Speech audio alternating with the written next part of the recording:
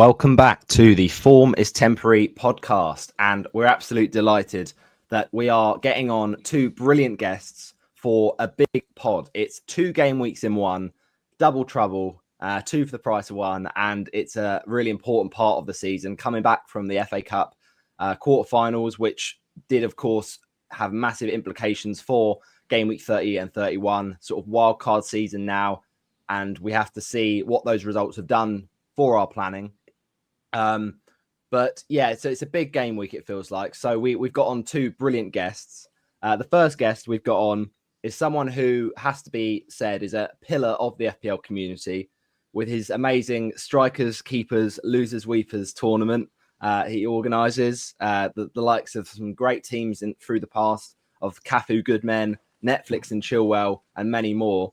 But he also is a lovely guy in the community who was amazing in his hosting of the FPL Traitors game, which recently finished, and I was part of, which we can kind of mention a little bit later.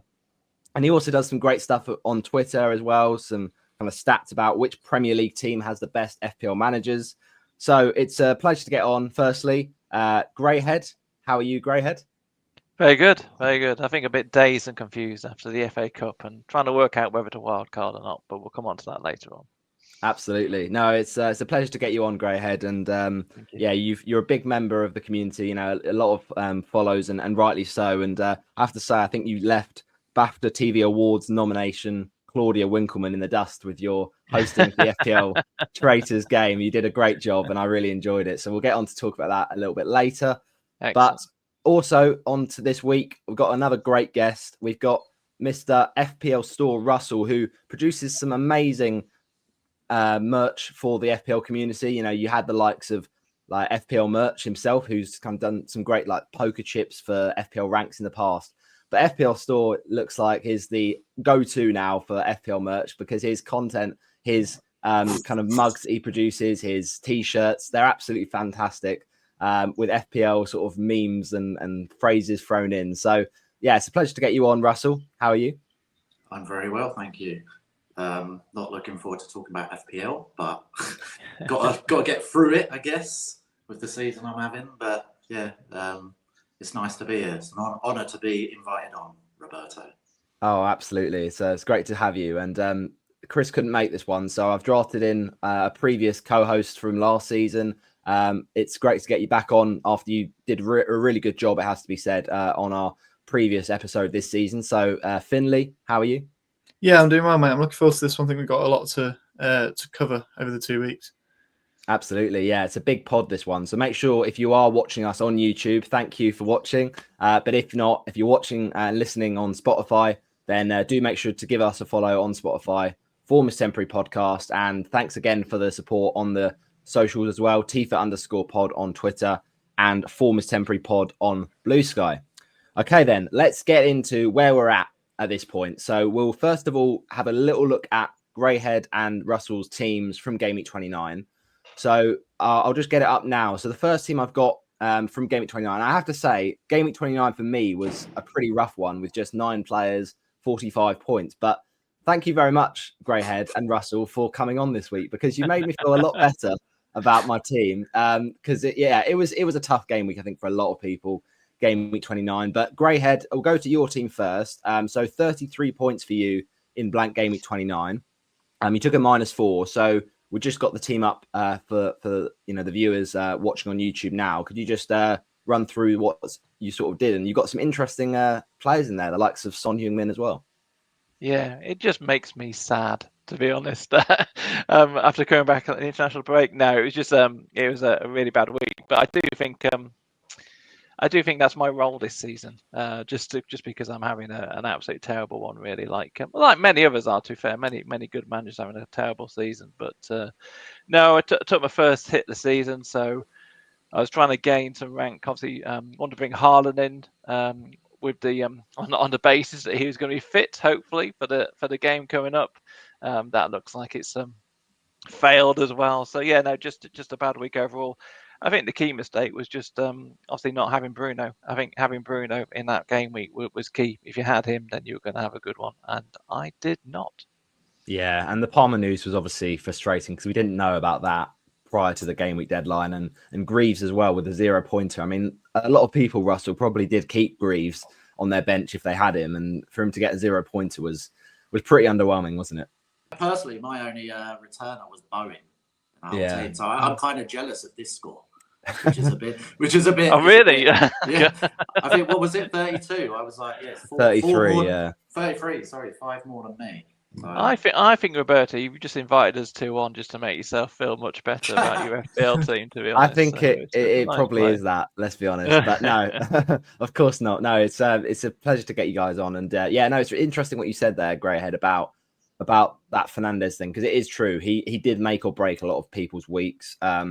But it's also interesting you brought in Haaland. Were you at all tempted by Fernandez, or did you think that Haaland was a clear captaincy in 29? To be honest, I should have just kept it simple because I took out Salah because on the basis that I thought, well, now's the time to take him out and try and gain some rank through Haaland, like I said. But I should have just taken Salah out for Bruno, really, and I'd have been in a much better position overall. So, I mean, it's just a shame, really, because I think I did lots of preparation with blanks, and I brought Kuna in early, and then he went mental and decided to get himself sent off. So no, it's just a litany of reasons why that it didn't pay off. But never mind, we go again, as they always say. I think we'll come on to it in a minute, but I think there's plenty of opportunities still to gain rank in the last few weeks. We're in chip season, as we just said, and I think we'll come on to talk about Newcastle and Palace, where I think there's plenty of low-owned players we can have a go at to try and make it at least respectable.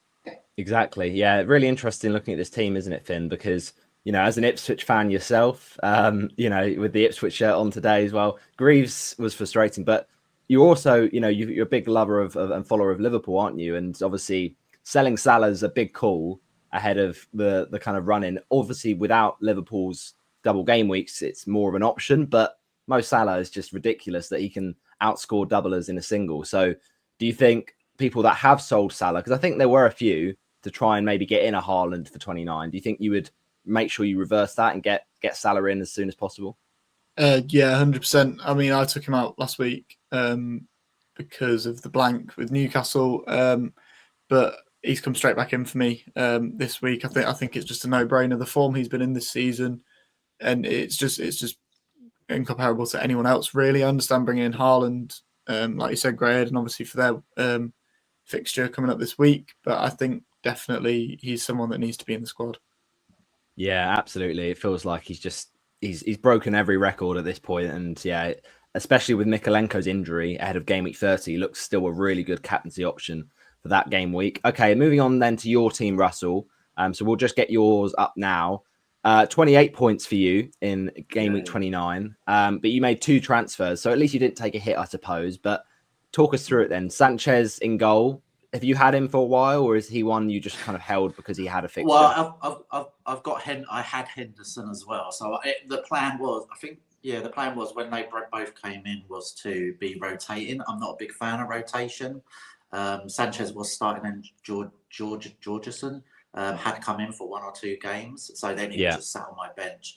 Obviously, Chelsea's form in defence hasn't been wonderful, so Henderson was in the starting lineup every week for a long time. To be honest, I've been on tilt since game week 6. After selling Palmer on a wild card before his 4 goals, I haven't recovered since then. I started the season off really well. I think my highest was 16k in maybe game week 2 or 3. Yeah. Then the Palmer thing happened, and I give up in FPL very early. I don't take it seriously as maybe I should do. If I'm well behind in a main mini league, 50 points or more, I've probably given up by then. In more recent weeks, I've been engagement farming on Twitter for captain picks. Hence, Chris Wood, I think the week before I had Neto as captain. So like I'm not big. I've captained Salah a few times, but not as much as I should be. So yeah. I don't think you can take this team as seriously as you would like to, especially with Sanchez in goal. Who else have I got there? Neto, Tarkowski. Yeah. Tarkovsky, Mikalenko's okay, I guess, or has been okay. Robertson and Iena has been okay. Gavardio, I don't know. It's been a mess all season. So Yeah, it's not been easy for a lot of people this season. It's been quite a swingy sort of up and down season. But yeah, it's interesting with some of those picks because especially Robinson, he's obviously got a bad run of fixtures now coming up. So is he someone you'd be looking to move on, Greyhead? Oh, so who's that? Robinson, did you say? Yeah, Anthony Robinson, because obviously Fulham's fixtures now are a sea of red fixtures. You know, Arsenal up next, and you know it looked like he picked up an injury, but he's recovered from that. Obviously, playing in the FA Cup. So, are you thinking Robinson could just get attacking returns regardless of the fixtures? Yeah, no, he's been another great pick I should have got on earlier on in the season because just for the level of assists and attacking threat he's provided down that flank for them, to be honest. But as you rightly say, I think as we get into double season, I think that whole the defensive roles are going to be quite key. I can see, like you said, there's going to be wild cards. I can see people doubling up, maybe even tripling up on kind of Arsenal defensive players, if you like. You've also got Newcastle, Palace we've come on to previously as well. So even Villa, I think Villa will get more defensively stronger. Now they've got Mings back as well. So I think there's just going to be too many options. So I can see Robinson being moved on, if you like, just to make room for those teams that are doubling. Yeah, absolutely. And in the rest of your team, it's interesting to see on the bench you had there a few sort of players blanking, which looks strong now for game week 30, especially Gakpo, which is someone I sold ahead of 29 because he's had his injury problems. But do you think you'd kind of keep him if we get good news, in terms of his fitness for that Everton game, Russell? no, I'm on Wildcard. You are on Wildcard, and he's gone basically because he's obviously Liverpool and Dublin. I've gone. Yeah. I don't want to give away the whole plan, but at the moment, until you get onto my Wildcard, but Gakpo is definitely out. There's an obvious 3 or 4 strikers that I think are go-to way ahead of Gakpo. Yeah, it does feel like there are so many good options with the doubles now confirmed. And that's the thing we've learned from those FA Cup results. So obviously Fulham losing to Crystal Palace, you had basically all the away teams in the FA Cup quarterfinals won. So home advantage was non-existent, it seemed. But we also had wins on penalties for Nottingham Forest in a pretty drab game against Brighton away, 0-0. But that means Forest, it's a bit up in the air with Forest because they are potentially having a double, but it's not confirmed. They might just not have a double at all and not blank. So basically the problem with Forest is that they're going to have a Monday game on game week 33 and 35. So the chances are it could be that Forest just keep their fixture with Brentford in 34 and don't blank, and therefore they wouldn't double. But potentially if they think, let's move the fixtures to game week 36 and have a double with Brentford, then Forest could be later on, but the fixtures are still quite good, even though they're singles coming up. So it's tricky with Forest. But the other results, of course, over the weekend, we had a big win for Villa. Obviously, they're trying to chase Champions League glory as well, but they got themselves to an FA Cup semi-final, beating Preston fairly comfortably with Marcus Rashford starting up front. And ahead of that double game week, he's now going to be, I think, on a lot of people's minds. But also there was a win there for Man City. They didn't do it the easy way, though, has to be said. Erling Haaland missing a penalty, then scoring, and then going off injured and, outside of the game on crutches. So it doesn't look good for game week 30. And I think this is where a lot of people will probably be wildcarding without Erling Haaland. But the problem, I suppose, is come game week 33, Finn, we might look at the double for Man City in that double game week and think we'll want Haaland back by then, won't we? Yeah, to start with, it all depends on his fitness and the severity of his injury, which I don't think we know yet. Maybe Pep will tell us more before this week. But he's definitely someone that you want to keep an eye out for. I mean, he's not been in the best of form this season, it's safe to say, and a lot of people have obviously gone without him. But I think when it comes to like a double game week, he's someone that you can always rely on. He'll at least get one goal, you'd think. Yeah, absolutely. And it's interesting as well, sort of with those results, because it means that we already knew double game week 32 for Newcastle and Palace. So Palace with Newcastle away and Man City away, a pretty tricky double, but a double nonetheless. And for Newcastle, it's looking a lot better with home games against Man United and Crystal Palace. But it is interesting because now that result against Fulham does mean for Crystal Palace, Greyhead, back-to-back doubles for the Eagles. And I suppose if you're on a assistant manager for 31 to 33, that looks pretty good. So in that respect, would you think that wildcarding in Game Week 30 so you can use that Glasner double is a good play to kind of work that out? No, definitely. I mean, first of all, if you've still got your assistant manager chip, well done, okay, for showing that level of patience. But no, that is definitely a play. Glasner has got to be the one to go for those runner fixtures, and I hope it pays off. I mean, he was obviously a good one to pick for those that did it earlier during the late 20s as well. So no, I think that's definitely the play for all those lucky enough to still have the assistant manager chip, and I think that chip has already been really powerful and really swingy this season. So I think if you get it right, and you're still in a rank that you want to improve upon, I think you've got a big chance of going up the overall rankings. Yeah, it does look very powerful with the double-double. But would you argue, Russell, that maybe the Palace double-double is not all it's cut out to be? Because obviously in Game Week 32 to 33, you do get 4 fixtures, but 3 of those 4 fixtures are away from home and they're against some pretty tricky sides. So would you say maybe we should have a bit less sort of enthusiasm towards Palace, or do you think they could just still do well in those games? I still like them. I think with Palace, if you're tripping up, if you've still, as Greyhead said, if you've still got the attacking managership, I think that's a better position to be in, to have Glasner and to negate the triple up against difficult fixtures, even though they're doubles. But if you haven't got the attacking managership, I would still triple up on Palace. I do prefer a team like Bournemouth's fixtures, but they don't have the double, so I'm more inclined to go for, because there's a lack of doubles or potential doubles or likely doubles in 33. I think it's 4 teams in 33. Yeah. I think you need to maximise getting in as many doublers as possible, and that obviously includes Palace with a double-double. So I would still be inclined to go for the free Palace. Probably from 4, there's 4 players everyone's looking at. 1 defender, 2 midfielders and a striker. And yeah, I would still triple up on them. I wouldn't really take the difficult fixtures. A double is a double, unless there's a premium who can. But a double for a mid-range player, I think, with difficult fixtures is always better. There's no guarantee a mid-range player returns in a single fixture, like say a Bournemouth player, for example.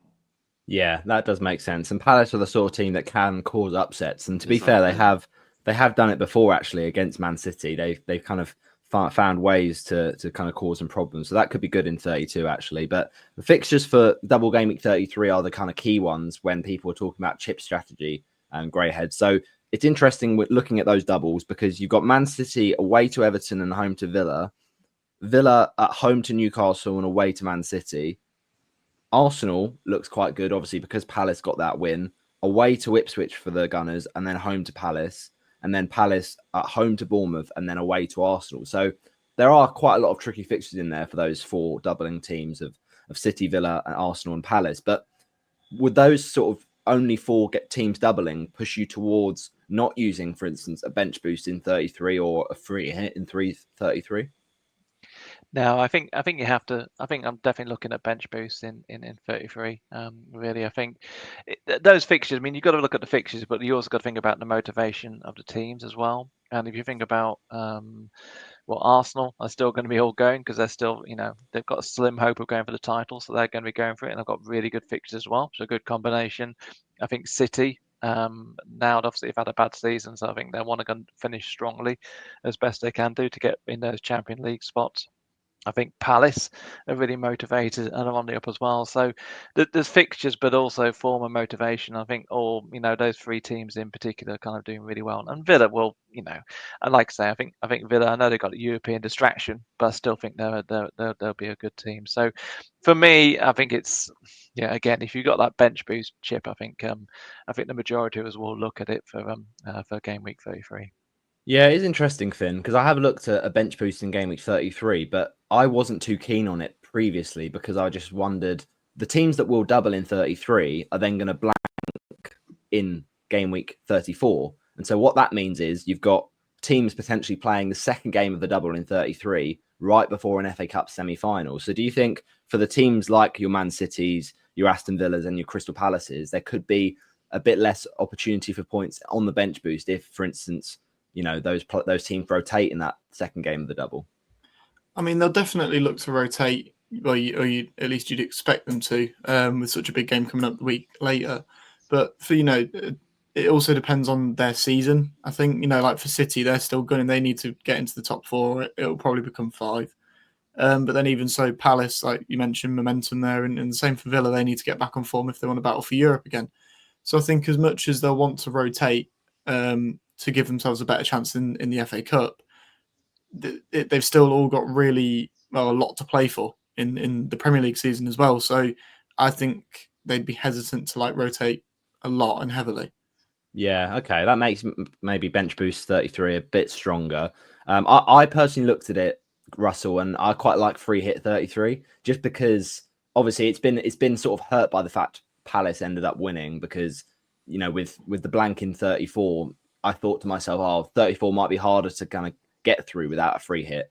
But now looking at it, it doesn't look terrible for 34. So at the moment, we've got a sort of schedule where in game week 34, there's only 4 teams blanking, which it could be only those teams. And that would be the same level of damage, I suppose, as blank game week 29 was. So not the worst thing to get through. And so for that reason, do you think free hit could be used in a week that's not game week 34? Would you, if you did it in 33, would you be looking to have a squad of 11 with doublers? Or Probably a team would. of 11 doublers? Yeah. Okay. Probably. And would you be covered for 34 with the blankers? Well, this is the thing. How many of those players would you have in your team? Yeah. Well, if I'm wildcarding Arsenal.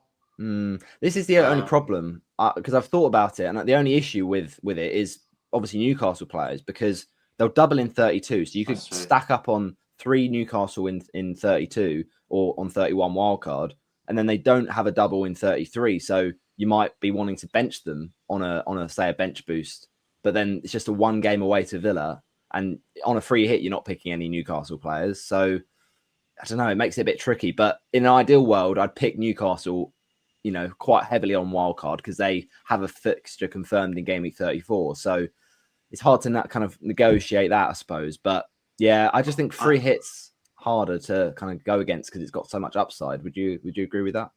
I'm not keen on the bench boost in 33 anyway.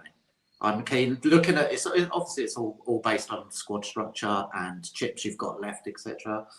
But I'm looking at my wild card, looking at the team for 32 and 33 with the doubles, and I prefer the fixtures in 32 for my team compared to 33. Yeah, like you say, there's is it Newcastle away to Aston Villa in 33? Yeah, which I wouldn't personally like to be bench boosting with. I like Villa. I think Isaac's fine to be bench boosting with against Villa, but other players such as Gordon or Murphy or Byrne or Livermore, I wouldn't be looking to bench boost that. Yeah. With my wildcard squad for 32, the fixtures are far better. I'm not looking to maximise on doublers for 33 because I don't think tearing up your whole squad for doubles is the way to go personally.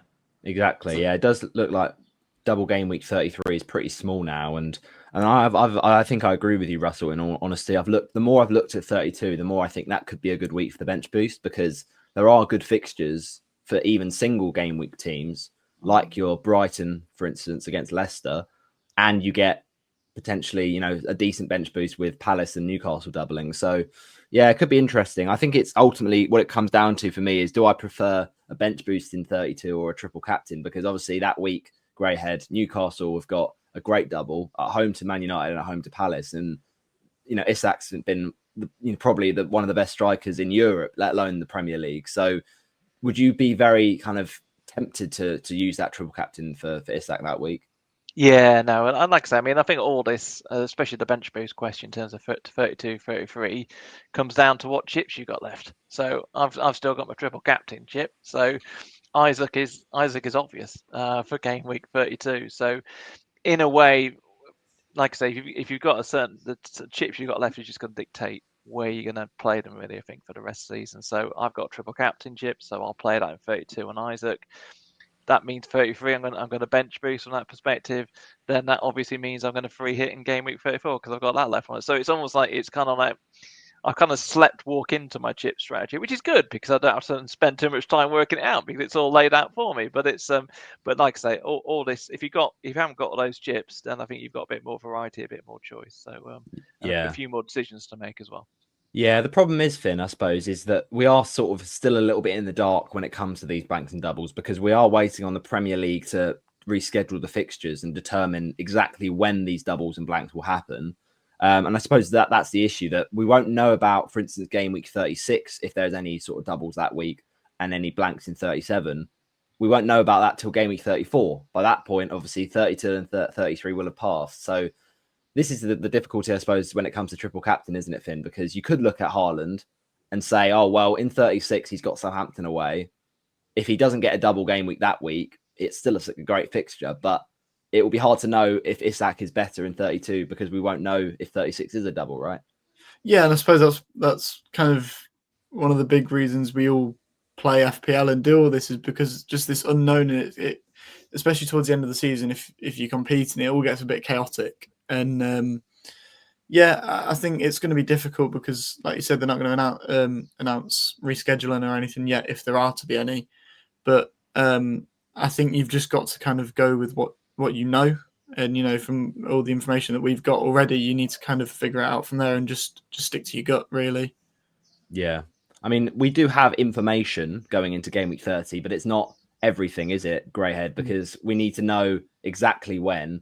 And this is why I think there's a discussion, and we'll see what Russell is going to look at do it to wildcard 30. But I've been this whole time very strong on wildcarding 31, just because I feel like we'll get more information about exactly when those fixtures go in. And, I think ahead of game week 25 or 24, there was that Friday double game week announcement.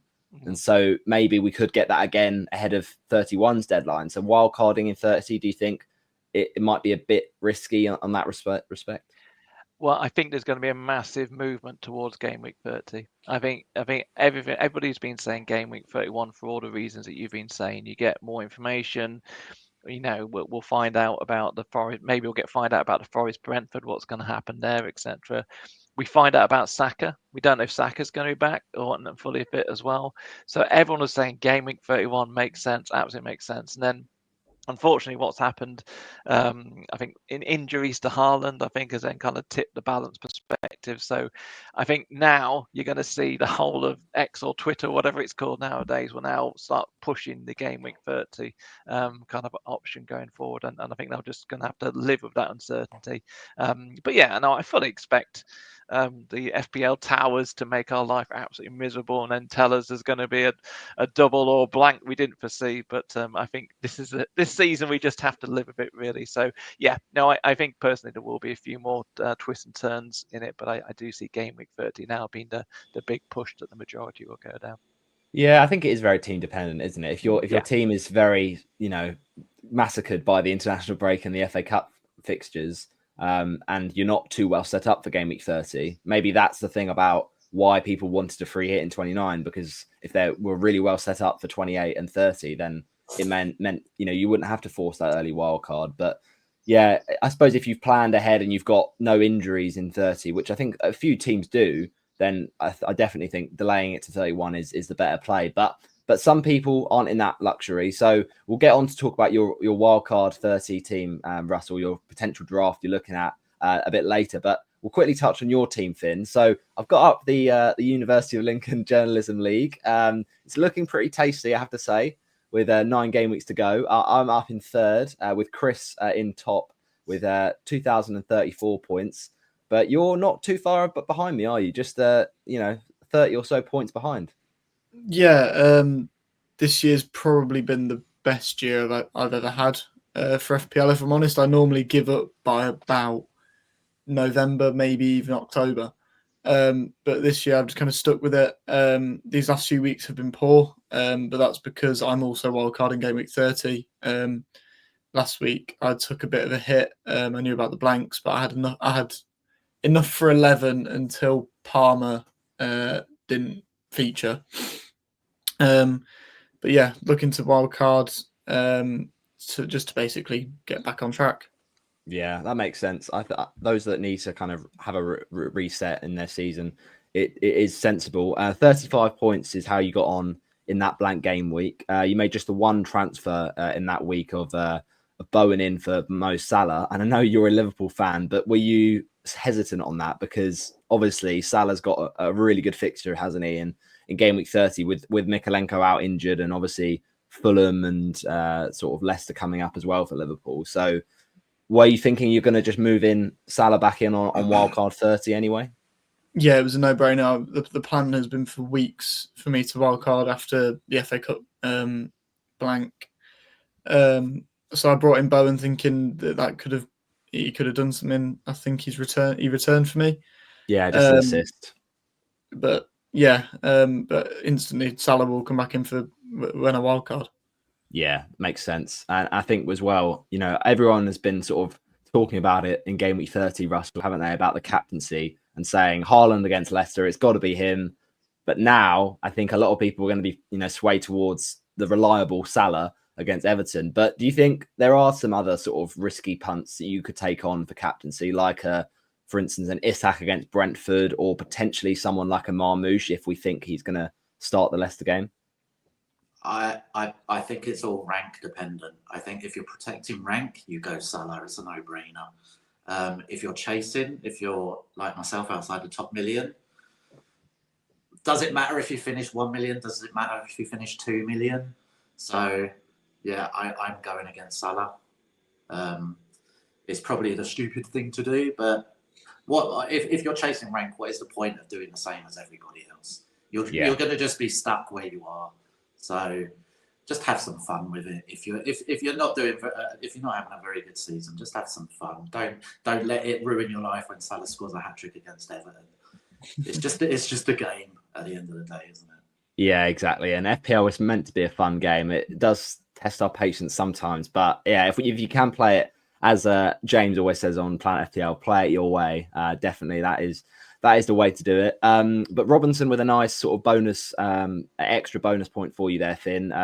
I was not too happy about that as a Castagna owner, but the rest of your team did okay. And Mbumo got another return with an assist, and Gibbs White as well. Are you kind of pretty happy with how the team has done pre-wildcard the last few weeks? Obviously, 35. It's only a small red hour, isn't it? Yeah, and I mean, I went through a bit of a lull. What I have there is what I had to play with, essentially. I was a bit disappointed with some of them, like Gibbs White, Ipswich. He's been playing really well, and then Alanga goes and gets a big point haul instead. But then, you've got like Robinson that saved me there. You've got Bowen who's returned. Gibbs White did return, and Bemu as well. But I'm happy with what I've done under the circumstances I was in. Yeah, no, that definitely makes sense. All right, then, before we go on to talk about our Game Week 30 teams and look at Russell's wildcard draft and sort of differentials, I just have to give a shout out to Greyhead's FPL Traitors.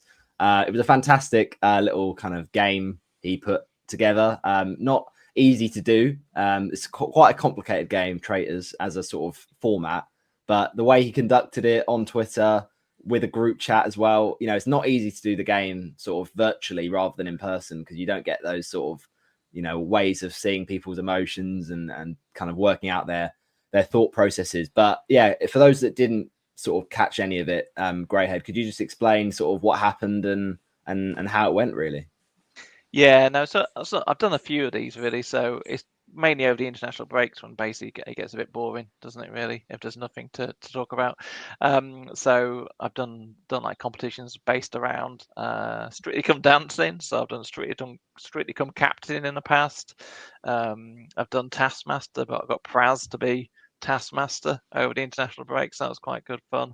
So this was the latest one really. So it was trying to work out how I could do it online and, get a few people just to join in and see how it went. But it went better than expected. You're never quite sure whether or not these things are going to work. But we had kind of like murders in plain sight. We had kind of like the seer make an appearance. We had missions along the way as well. But to be honest, I didn't realize how intense it was going to get. At some point, I will have to sell what happened on this group chat, because everybody really threw themselves into it, and obviously as the observer of the chats, I could really see how people were manipulating other people on the chat and downright lying, to be honest, in some cases as well. But no, I mean, full credit to everyone who got involved, because like you say, unfortunately, Roberto, you went out fairly early. I think you were accused of talking too much or something. I don't know what it was, but I had and then a others stinker. got kicked out. Yeah, others got kicked out for being quiet. But then you had people like Praz and Fella, Andy, FPL Mode was on there, Richie, Pep, Leah. So loads of people. But it was, and obviously Sham, who did very well. Indeed, but like I say, it was just a bit of fun over the international break. But yeah, I was pleased how well it went and how people got so involved in it. Absolutely. I'm not sure I'll do it again. I'm not sure I'll do it again, because I think I'd have to offer counselling afterwards. But like say, some of the people did get a bit too engaged on it. Yeah, we took it very seriously, and I think we're all massive traitors addicts anyway, so that was probably inevitable that was going to happen. But no, as someone who, unfortunately, I did a bit of a Brian. If you've watched Traitors, you'll know that UK reference of basically looking the most, guilty faithful possible. I was picked as a faithful. I wanted to be a faithful because I just thought I don't have the mental capacity to be a traitor. To be honest, it's too much stress. But yeah, the problem is, you get people in the chat saying, why are you not giving enough sort of names and throwing out names? And then you get, some people. So I kind of started giving my theories, and then people said, oh, now you're giving a sort of scattergun approach, and now you're a traitor because it looks way too guilty. So sometimes you can't win when it comes to that. But yeah, unfortunately, I was banished very early on. Actually, the first banishment around the round table. So yeah, not too good. But at least I wasn't the first to go. We had the first three sort of banished early on with a vote from FPL Wellbeing, El Stato, and Auto Reclose.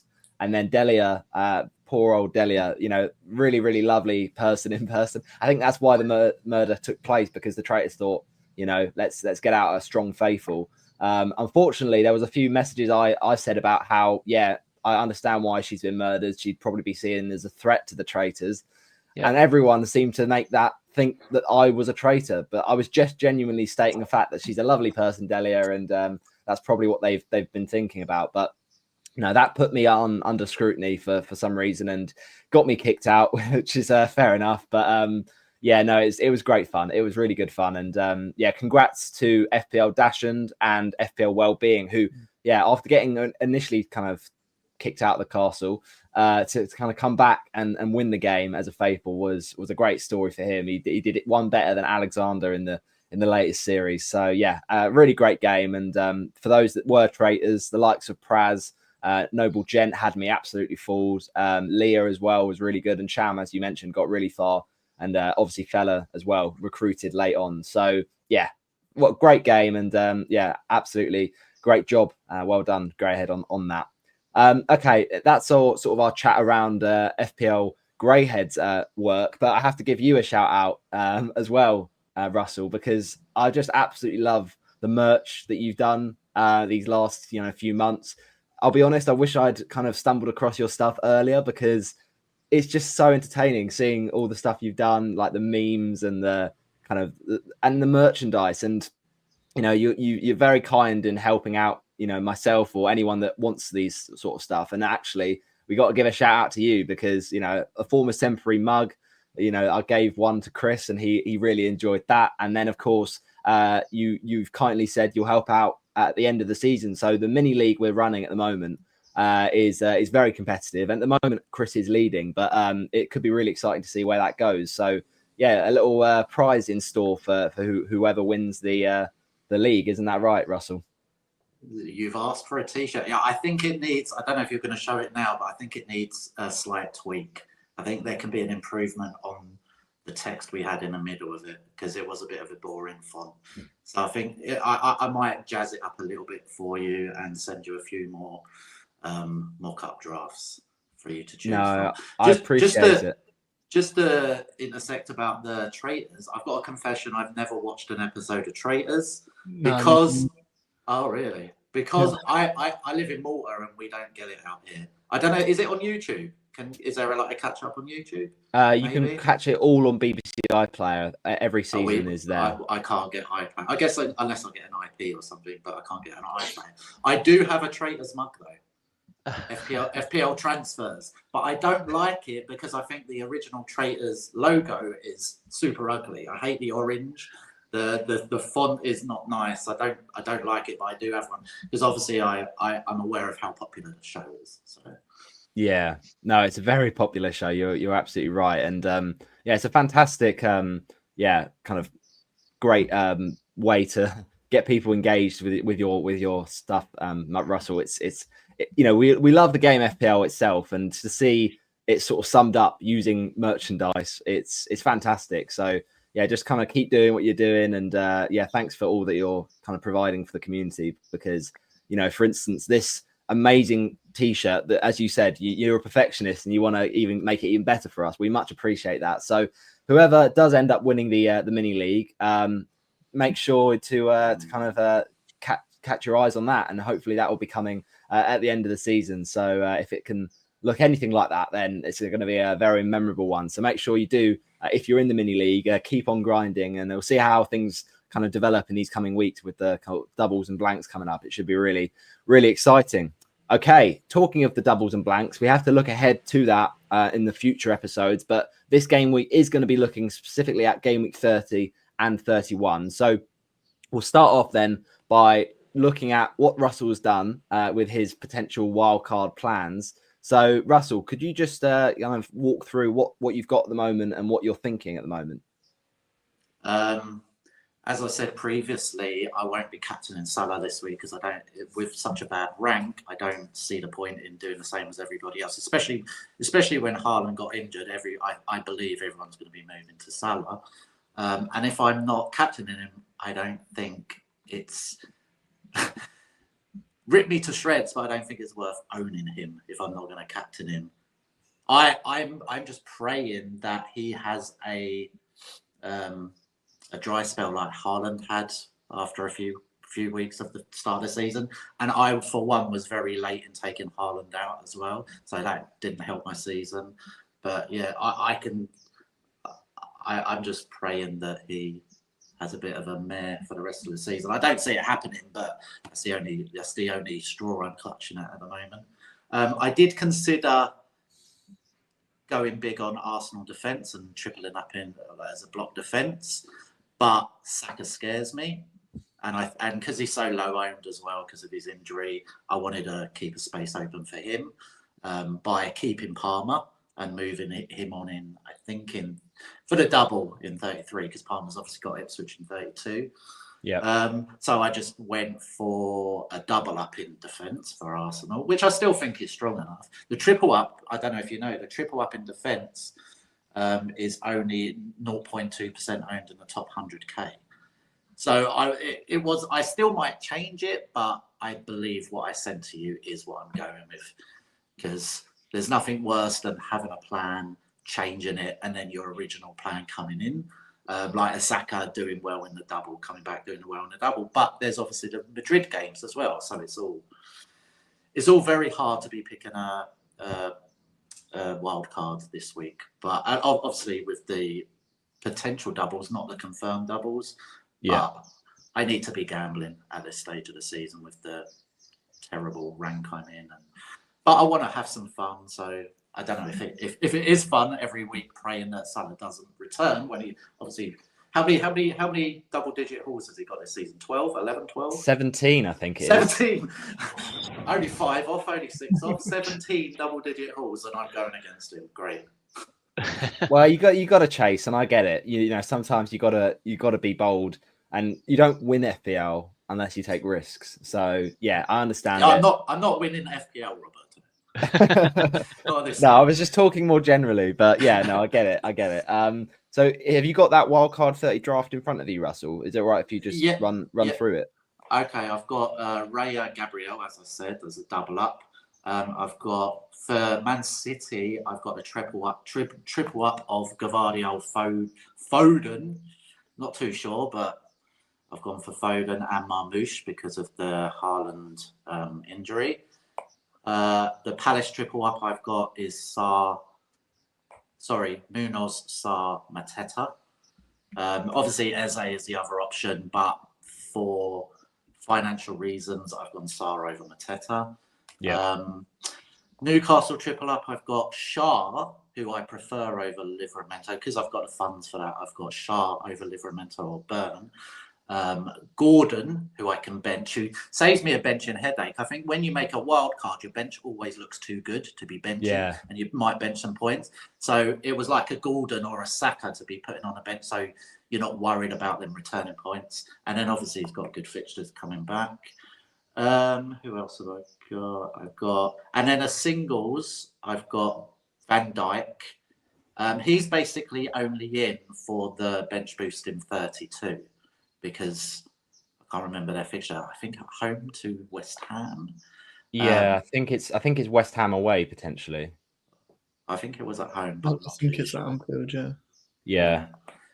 Which is fine, but I just preferred him. I just needed somebody to be covering that bench boost for 32, and I went for Virgil.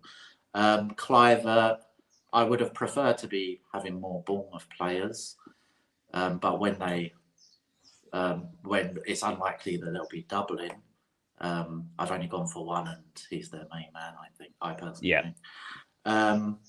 And I think that's it. Verbruggen is my second goalkeeper based on price and the bench boost in 32. As you said earlier, they're at home to Leicester or Ipswich. Is it Leicester? Yeah, they're at home to Leicester. There you go. So yeah, it doesn't fill me with a lot of confidence, but the main part is not having Salah and going a different captain every week, and the captain would be Marmoush. Yeah, who's I think about 13-14% owned. So I mean, if there's ever a time to go different with captaincy, it's someone at home to Leicester who's just got a lovely 12-point haul. So yeah, it makes sense. I definitely like it. Do you like the look of that team, Finn, for Wildcard 30? Yeah, definitely. I think it sounds good. I like the Marmoush shout, to be fair. That's someone that I didn't actually consider for my wildcard, but I'm not going to steal it from you, don't worry. But definitely someone to consider, especially now that Haaland's got injured.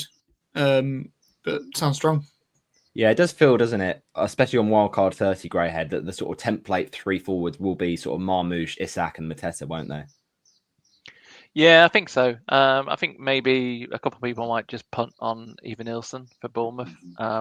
He's the only other one I think it could be in there, just because, again, well, for someone in our position, Russell, high ranked as it were, he's quite low ranked and quite low owned, I should say, and he's got Ipswich. Exactly. And he's looked quite good since he's come back. I think he scored in the cup and he scored against Spurs, so he could be another one to be considered. But it's literally kind of three of those four, I would suggest. Yeah, that makes sense. Well, that's the Wildcard 30 plan and draft for Gameweek 30. To kind of counter that and combat that a little bit. So I'm thinking of wildcarding in 31. So I prepared a little wildcard draft for Gameweek 31. Now, of course, things can change. Players get injured in Gameweek 30, but this would be roughly what I'd be looking at, I think, with the FA Cup results that we ended up getting. So this is obviously just for my team. So team value might be a little bit different for your own team. But the plan would be to probably bench boost in 32, most likely. But I could be open to bench boosting in 33 also. But at the minute, it would be double Arsenal in the team in terms of in the 11 for 31, and then have Saka on the bench just ready for when he comes back. I would imagine is probably around game week 32 anyway. So yeah, Everton away, I can just bench him for that week anyway. But I think Raya's tricky because on wildcard 31, that's a lot of money to spend on a keeper. So I think I probably do prefer, on reflection, double goalkeepers of maybe like a Martinez and a Henderson. But I do also think the three Palace that you probably want to have is Sarr, Mateta, and Munoz. So I really like Henderson as a keeper pick. And I think, if you are struggling for money, having the two of maybe Martinez and Henderson could be a good way to save that money. I also don't mind Pope. So I've got Pope in this Wildcard 31 draft with Raya. I just think Pope, he is a little bit, not ideal, because I think you'd prefer to have maybe 3 other Newcastle players. But because he's going to play, because he's been playing the last 3 weeks instead over Dubravka, and he is on his day a pretty solid shot stopper. It's just he's not had the best of seasons, so I can understand hesitation towards him. And Raya as well is an interesting one, isn't it, Greyhead? Because he's had recently a few mistakes creeping in, and I guess this is the only problem with spending a lot of money when you could maybe just get like a Henderson for a lot cheaper. So do you think Raya is worth that? Yeah, I think that's going to be the conundrum for the wild cards in 31 and 30, to be honest. Is the goalkeepers, because really, if you look at the teams that are doubling, they've all got really expensive kind of keepers. So you invest in a lot of money just so you've got 2 doublers for that for Gameweek 33 if you decide to go that route. And then the alternative is, as you rightly say, to drop down to Henderson, who's 4.5. But then that means that you've given away one of your valuable Palace outfield spots. So it's a tricky one. But then when you think about Arsenal, you've got to think about who's actually going to play week in, week out as well. Who are the certainties, if you like, which is again a reason for Raya, even though, like you said, form-wise he's done a few. But if you are gonna think of certainties within that Arsenal team, it is probably going to be Gabriel, Raya, Saliba, isn't it, really? And as Russell was saying, interestingly earlier on, if you get that triple Arsenal defence, not many people own that triple Arsenal defence. So if it comes good, you're going to be laughing, and that's a good opportunity to climb the ranks as well. So, yeah, I think it's a tricky one, but I never like spending a lot of money on keepers. But I think in this case, I think you're going to have to. Yeah, for the sake of the audio, the Wildcard 31 draft I've assembled. So I've got at the moment Raya in goal, with a back 4 of Vardiol, Munoz, Gabriel, and Livramento, with United, Brighton, Everton, and Leicester the fixtures for those defenders. Midfield, it's currently got Salah, Ismail Assar, and Rashford. And then I've got Isak, Marmoush, and Mateta as a front 3, with Pope, Rodgers on the bench, Saka, and Konate as a sort of Liverpool defensive cover, because although they don't obviously double Liverpool, they will have a nice fixture in 32 against West Ham, and then in 33 it's a really good fixture against Leicester. So I think going for certain players that do have single game weeks in 33 is still a good play, like the Liverpool defenders. But also you got to try and think you want to get on a bench boost as many doublers as possible. So if I just take this wildcard team for a second and move it forward to what it would look like in game week 33, if it just allows me to do that, then we could see sort of how many doublers we'd be looking at. Now, at the moment, I don't think the doubles, obviously they've not come in yet, but on projected sort of double game week teams, we'd have obviously Raya doubling, we'd have Vardiol doubling, we'd have Palace, Munoz, Ismail Assar, and Mateta doubling. We'd also have Marmoush doubling, and we'd have Saka and Rodgers doubling with Pope. So that is quite a lot of doublers there. Only sort of Konate, Salah, and the Newcastle players that are missing out on those double game weeks. So looks pretty good for a bench boost. But obviously, as we were saying earlier, this is maybe the problem, isn't it, of Newcastle players, Russell, isn't it? Because if you attack 32 and get 3 Newcastle and you're bench boosting in 33, it might lead you in a bit of a problem for if you want to get doublers, right? It's true, but I like Villa, but then you've got the Paris games around that as well, and so I like that Isaac Gordon. I just think there's better options. I personally, like I said, for my team, 32 bench boost has better fixtures, but Isaac and Gordon are fine on a bench boost. I think it's just whatever Newcastle defender you're going for. I don't see Newcastle keeping a clean sheet away at Villa, even with Villa's Champions League games. I think it's interesting your Rashford and Rodgers. Obviously, with the double, I was considering, and Rashford would be my number 1 choice. But I just think they've got a lot of firepower, and with the Champions League games, I think they're of all the doubling teams, I think they're the most scary when it comes to minutes. I think Man City are as well, and I've obviously got Foden, so Foden could turn into Rashford. But Yeah, I was put off by Villa because you've got Rashford, you've got Rodgers, you've got Asensio, you've got Watkins, you've got, I think McGinn plays in those positions sometimes. I'm sure there's one or two others as well. Oh, Bailey as well. I just think there's a lot of choice and they all get decent amount of minutes. So yeah, back that to could be a headache. the Newcastle players. I think they're okay on a bench boost. I just think there's better options. So would somebody with them be looking to move them on with free transfers for the doubles or for 33? Sorry, I'm not sure. I think Well, this is the issue for my own team.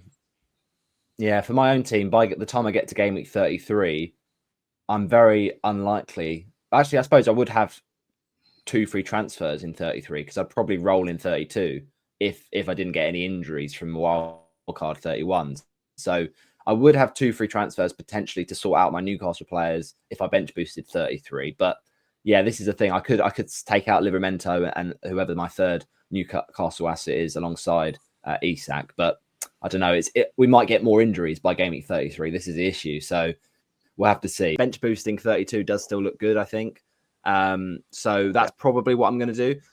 This is my opinion at the moment, Greyhead. I think I've got 3 options when it comes to chip strategy. I think it's either one of the 3 options. I think wildcard 31 for me is locked in. Then it's just about, do I bench boost 32, free hit 33, which I've been banging the drum for a while, and then hope that 36 has a good double for instance, Haaland, and do it in 36, or I bench boost 32 and instead of free hitting in 33, I do it in 34 and pick a triple captain from 33. And then the third option is I then triple captain 32, bench boost in 33, and then free hit in 34. So I know that's a lot to take in, but if you're thinking about what you would do with regards to bench boost 32 or 33 potentially, and then triple captain 32 or 36, what would your preference be if you had those chips? That sounded a bit like one of my daughter's algebra problems. I was trying to work out all the numbers there, to be honest. But right, okay. No, I think I'm unfortunately I'm very much going to be on that latter option, which probably isn't that differential.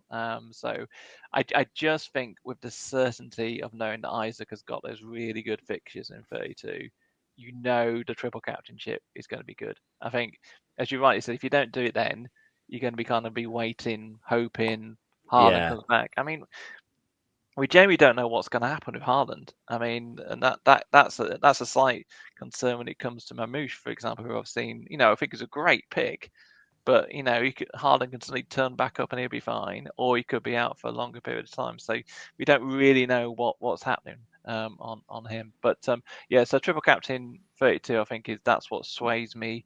But then on that the one. question with that, if I do triple captain 32, where would you use the bench boost? Yeah, and then you use the bench boost on 33, which I think fair point earlier on in terms of the fixtures aren't great, but at least you have a rough idea of what's going on there. And I think you got even with a few doubles, I think you'll be okay on that perspective. And then that automatically means you free hit 34. Yeah, I suppose that locks you into a free hit 34. But I guess the kind of care you'd have to take on that wild card I'd pick in 31 was making sure I pick players who are nailed on and that wouldn't be regarded as fringe players that could potentially get rested in 33 ahead of the FA Cup semi-final, right? Yeah, and that's the gamble you'd have to take, which is whereas I think that means that we're talking about players like Saka, for example. He's not a fringe player, obviously, but we don't really quite know what's going to happen towards the end of the season. If he's had that injury anyway, he's probably more likely to get rested in that double, which means you're more likely to kind of focus on tripping up on Arsenal defence. I think City is just is always a bit of a challenge. Know who they're going to play, where they're going to play. Although I'm thinking with Pep wanting to make sure they have a strong finish, I think the team should be a bit more settled as we go towards the end. And then Villa, I think Villa have got a couple. Villa's probably the one where you got a little bit more rotation just because of some of the big European games. But I think you can go with Konza. I think will be fairly solid. I think if you want him as a cheap defensive pick, for example. Rodgers will be in there, and then it's just one of the others really. So so I think there's a bit of a risk, but I think it's going to be a risk no matter what you do, to be honest. Exactly. With regards to free hit, Finn, I don't know if you've already used yours, but would you be looking to attack it in the 33 double, or would you look to do a defensive play and play it in one of the blank game weeks?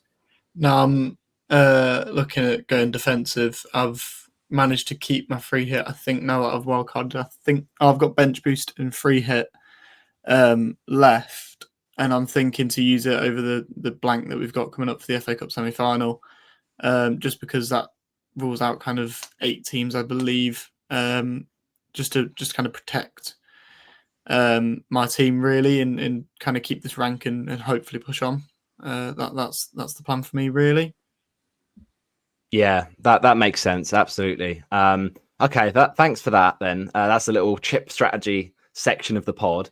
What we're going to get onto now is looking specifically at 30 and 31 at sort of differentials we're thinking about, because we always like this part of the pod. We have a sort of running table that we kind of keep up. So it'd be interesting with 2 game weeks in this pod. Greyhead and Russell, you got a chance here to catch up with and overtake, some of the other guests that have come on this season. So yeah, let's see if you can get 6 out of 6, because we'll be doing sort of around sort of 3 picks for game week 30 potentially, and 3 for 31 for some of you. So starting with you, Russell, if it's okay, what players have you picked out for game week 30 first that are under 10%, and you're looking at the fixtures and you're thinking maybe these might be some good differential opportunities to kind of attack, really? I'm obviously looking at the bottom 3 teams as opponents because they ship goals for fun. So the 3 I'm looking at, I prefer Bournemouth over Palace just based on home and away. My number 1 pick is Evanilson at 3-point-something%. My number 2 pick is Semenyo at 9%. Even though I think I think he's been passing the eye test, his just returns aren't coming. So yeah, I just like him as a player just in general. And my number 3 is one of my own players or new players, is Phil Foden, who's at 6%, roughly 6%, who's isn't passing the eye test, but we all know what he has the potential to do. And at home to Leicester, he's got to get something. If he plays, if he starts, that is, but he's got to get something. So yeah, Evanilson, Semenyo, and Foden.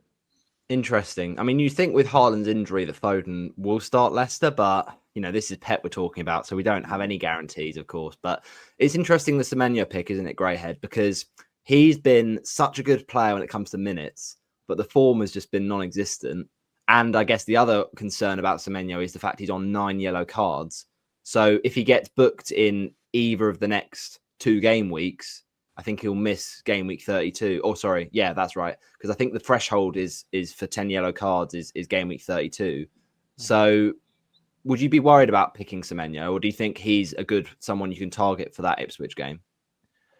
Yeah, I think he's a good target for the Ipswich game. I've owned him for quite a while, and he's just so frustrating. He's a great player, but he's rubbish for points.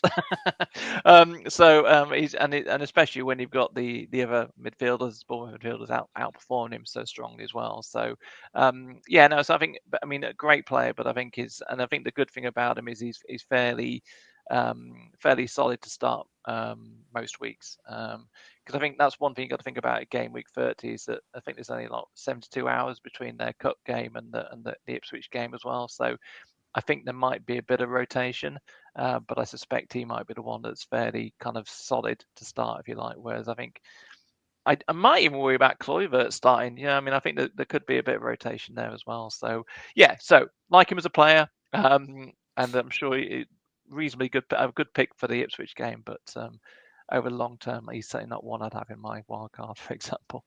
Yeah, it is interesting, isn't it, Bournemouth players, Finn, because they are sort of, a lot of them are quite predictable. Your likes of Kluivert, he's on penalties, he's just a safe option, and Semenyo is safe for minutes. I guess the interesting conversation comes down to sort of Evanilson and Dango. And Dango's obviously become a non-option for us these last few weeks with him getting benched. But would you be interested in Dango in 30 if you thought that maybe Evanilson, because I think he played most of the Man City game, maybe does Iraola think give Evanilson a rest and start Dango up top against Ipswich? Yeah, I think there's definitely the potential for that. I think Evanilson did, like you said, he played I don't know if he played. I don't think he played the full 90, but he definitely played at least 80 while they were chasing the game. So he'll have to check on his fitness before Wednesday. But definitely Dango's someone to look at. He was in my squad for a little bit. I'm the same as you, Greyhead, in that I had Semenyo for a long time. And he just started blanking, and I gave up on him, brought in Dango, and then jumped on the Clive up bandwagon like everyone else, really. But Dango's definitely someone that you can consider coming into this week, yeah. Yeah, it's interesting because I'm in a position, I think, with my team, I'm not wildcarding, and I think I'm pretty set on either taking out Dango or benching him. Now, if I bench him and he starts, that will be painful, but he also just hasn't been starting for so long, Russell. Do you think that there's no sort of problem with benching him or selling him in game week 30? I think it's a flip of a coin. I think, like the others said, Evan Nielsen could start, might not start. I think he played actually 70-something minutes, 74, 75 minutes. Right. Which is still, if it had been 65, then I'd be more confident. But it's just a fixture against Ipswich. On Dango, how often does he come on as a sub if he doesn't start? Does he come on most games? Usually, I think he does. I mean, he did against Tottenham. That's your problem, that you might be looking at a one pointer if he doesn't start. It depends on who you're starting ahead of him if you do bench him, but how much risk tolerance you have. If I had him, like I say, it depends on who the other player is, who you're looking to start or bench instead of Dango. Yeah.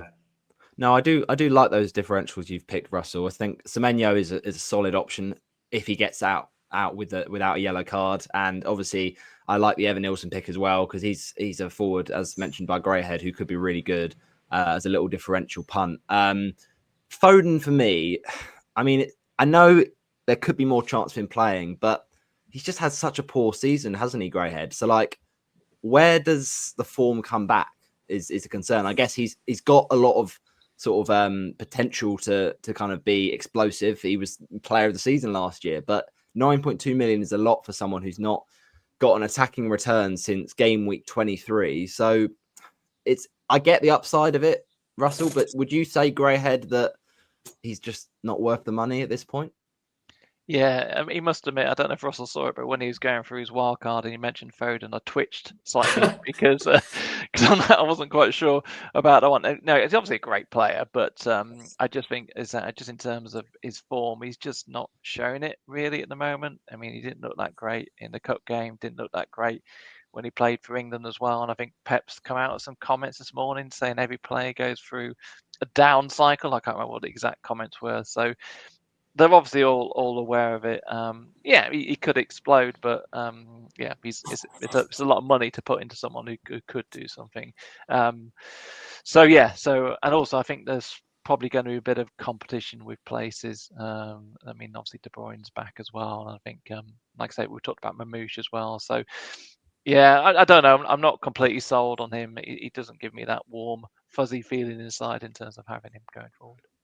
Okay, well, that's interesting. What about your differentials then, Finn, for game week 30? We'll sort of do this game week 30 block and then look ahead to 31 if that's okay. So, what are you looking at, Finn, for your differentials? So if I'm honest, I've kind of targeted Palace players, obviously Southampton. So I've got Mateta because he's back from injury, looking good, and with where Southampton are, he's more than likely to score or assist in one way or another. I've brought in Mark Gay as well. I think he's a bit of a different one. Obviously, I think the obvious is Munoz for Crystal Palace, but in their last 7 away games in all competitions, Palace have kept clean sheets. So and obviously Southampton, it's looking like they might keep another clean sheet there. And looking at his points, all to be fair, he's only blanked twice since game week 21. So it's quite impressive, really, there. And then finally, a bit of a different one, probably a little bit risky, but I've gone Anthony Elanga. I obviously mentioned earlier about putting in Gibbs White into my team, and then Elanga's the one that goes and bags some points against Ipswich. But I think looking at it from like a psychological point of view as well, he's against his old team. It's Man United. He'll want to to prove himself right, basically. So I thought I'd bring him in. Yeah, exactly. And the importance of Elanga is going to be huge if Wood is out, as we are probably expecting him to be. So, yeah, it's interesting because against Ipswich, he did sort of play alongside Wood as almost like a false nine. So maybe they do that, or Awani would probably start, and then they'd have Elanga sort of taking up that right hand side. But yeah, it's interesting. I like Elanga a lot as a player. I think we've talked about him over the last few weeks on the pod. I just think he's the most consistent midfielder you're going to get from Nottingham Forest, because Hudson-Odoi is not going to get sort of high XG chances. He's going to take long shots from sort of cutting in. And then if you looked at Gibbs White, yeah, he's good, but I just don't know if he's explosive as Elanga could potentially be. So yeah, really like that. And obviously the Man United game looks great on paper. Yeah, some differentials there I'm really liking the look of, especially I like the Mark Gay shout. Do you agree with that, Russell? Because when you look at Palace defensively, they've been fantastic, especially away from home. And they're playing Southampton. Now, of course, Southampton are a team that do sometimes score a late consolation when they go and play at home. But do you think Gay with maybe some set piece threat potentially is a good option for 30? Possibly. I wasn't aware of their defensive record in, what was it, the last 7 games, 7 clean sheets. That is incredible. But with this as a single, going for differentials in a single game week, I was not looking at defenders just because of ceilings. Yeah, he could get something from set pieces. But if I was to go for a defender, it would definitely be Munoz. I like the look of him just as a player in general. But it's a good point that he said Gay. Finley said Gay. He hasn't blanked since 23, which is ridiculous in itself as well. But I personally wasn't looking at defenders for this just because of ceilings. Yes, Foden is a terrible pick, but he has a high ceiling and he's playing Leicester. So exactly, that's the strategy I was going with these picks. Yeah, that makes sense. I like Gay as a pick. I think Lacroix's not a terrible shout either. So there's a few defensive picks you could look at for Palace. I know that FPL mode Andy would be screaming Mitchell at this point, but I don't know. It's tricky, I think, with someone like Chilwell. You don't know when he's going to get games. He could even get sort of brought in for one of the games in the double. We just don't know. So we'll have to see with that. But no, nice differentials there for that, Finn. Thank you for that. Moving on to yours for Game Week 30. Greyhead, what have you got at the moment?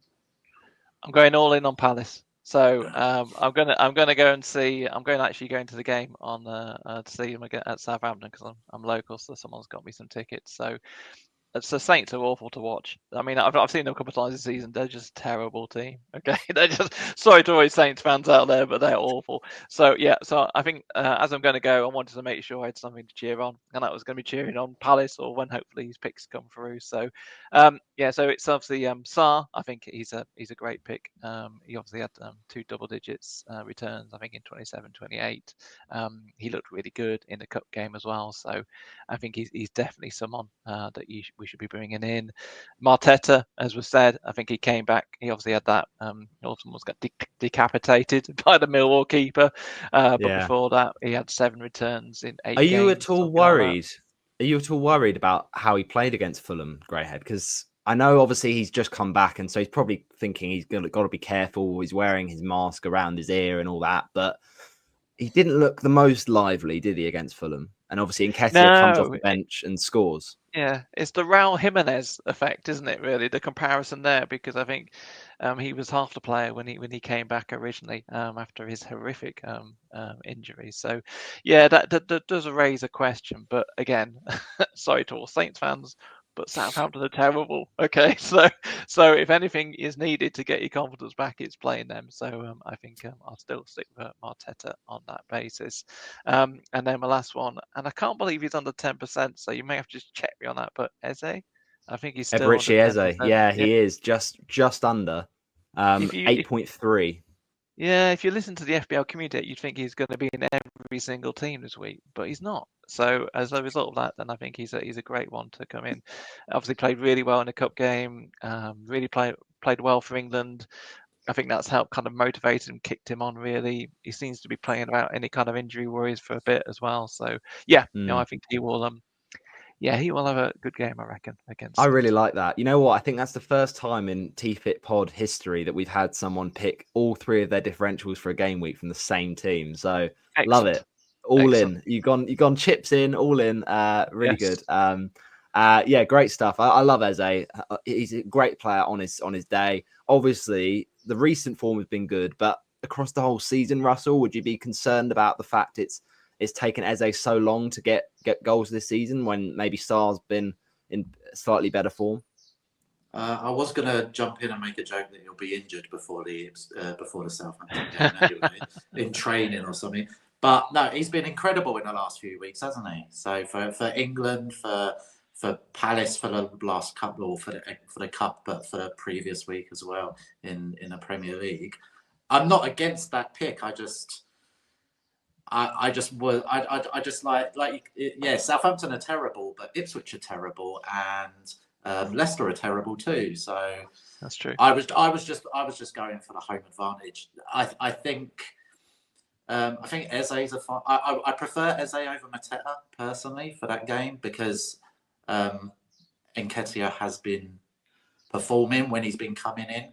I believe Mateta starts, but I don't believe he gets as many minutes. I think Evan Nilsson, as I said previously, could be a worry as well, Yeah. but not as much worry. I would be more worried about Mateta's performance in the cup, but also Evan Nilsson just looks sharper. But the minutes that Nketiah could come on after 60, 65 minutes, if the game is sewn up as you would expect it to be, I just don't see Mateta's ceiling, unless he gets one or two goals in the first half, as being as high as Bournemouth players personally. But they're all great picks. I've got in front of me. I've got a list of 6 players, and all 3 are in that 6 players. I've just read out the other 3 players. Yeah. Now that makes sense. It's interesting.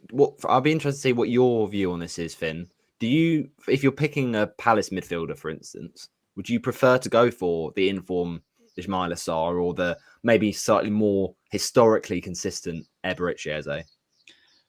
I think you've got to go with form.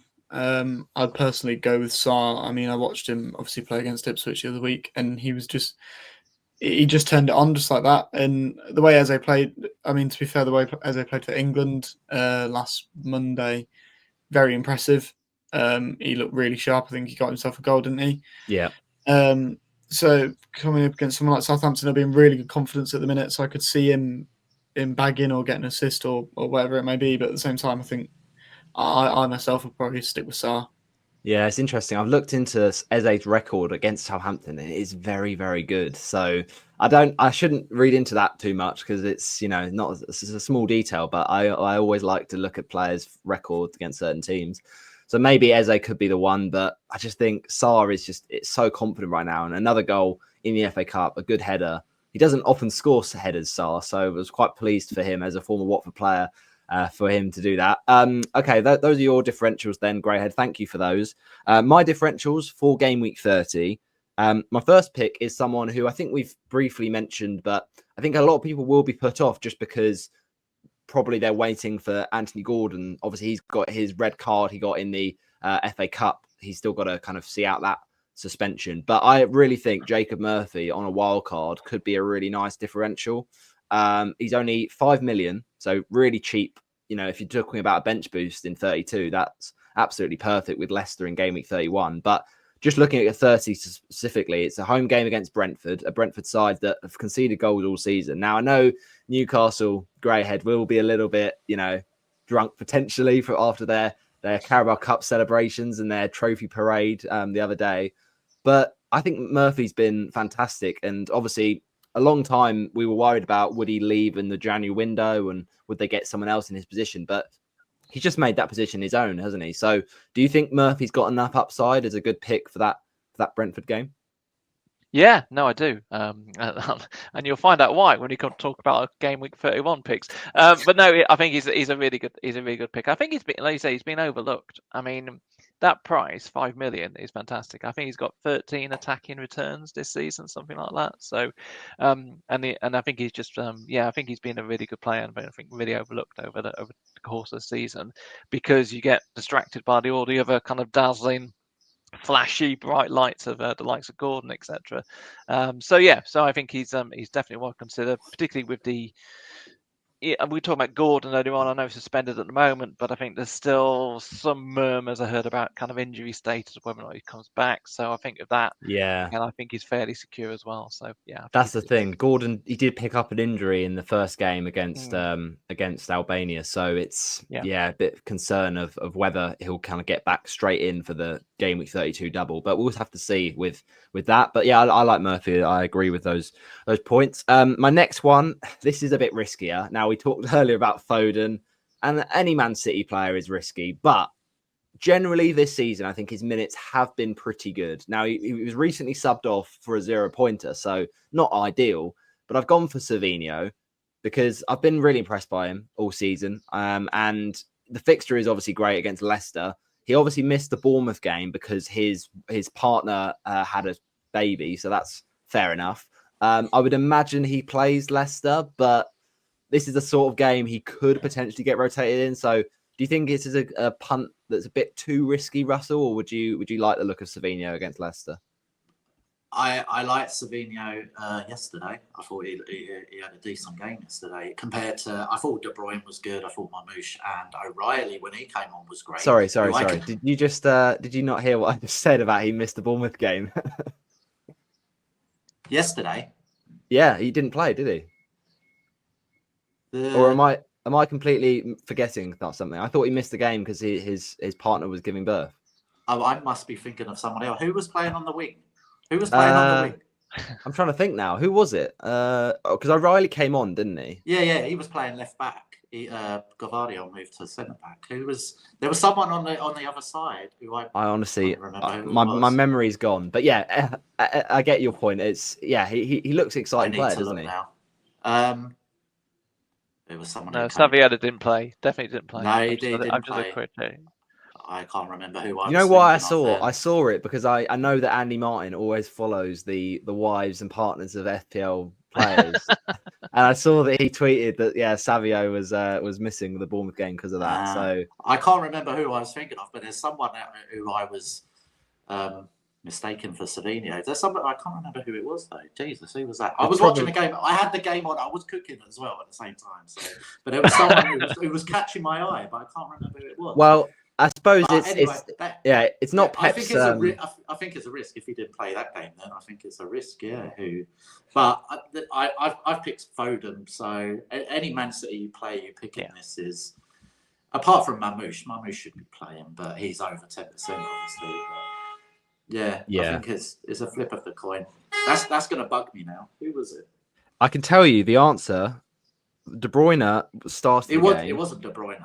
It definitely wasn't. Bernardo Silva played. Maybe that's who you're thinking of. Maybe, but I don't think he's been setting a world alight, has he? I don't remember. I mean, Grealish came on as well. It wasn't him.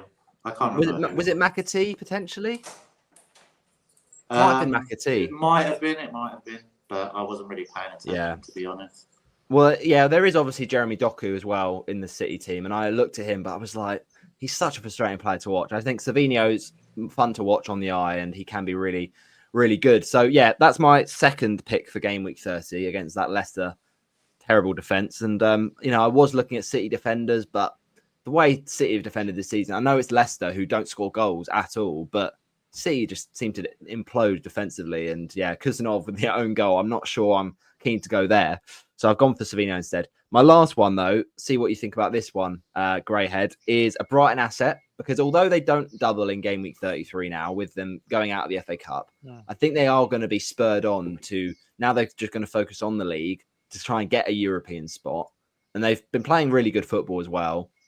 So it was a toss-up between two of their midfielders. I like Minter a lot. I really do. I think he's had a really good breakout season for Brighton.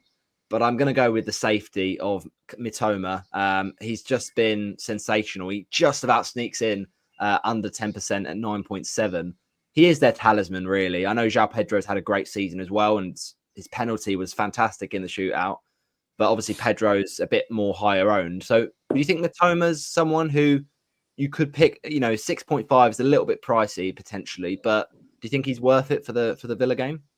Oh yeah, no, I definitely think he's worth it. I'm actually surprised he's under 10% owned, to be honest, because I think he's had a really good season. So yeah, no, I think that's a good call, because I think as you rightly say, I think Brighton will be wanting to focus on the league now that they're out the cup. So hopefully that will kind of reduce some of the rotation, maybe. Matoma seems a bit more exempt from that rotation than most players. So yeah, no, I think he's a fantastic player. So yeah, I think that's a really good shout. Yeah, I think it makes it a bit clearer in terms of the Brighton team potentially with Ruta picking up that injury. Maybe we'll see someone like a Pedro drop into the 10, but I don't think he's probably better as that position rather than the 9. I don't think Pedro is cut out to play in that position, because when Welbeck plays the 9, I think Brighton function better as a team. So yeah, I think if Welbeck can be back fit for the game against Villa, that would be good for Brighton. But yeah, that's our differentials for game week 30. We'll quickly now look at our teams ahead of 30 before we talk about our differentials for 31. So I'll start off then, because I've just got my team back up. So at the moment, I'm on 1 free transfer.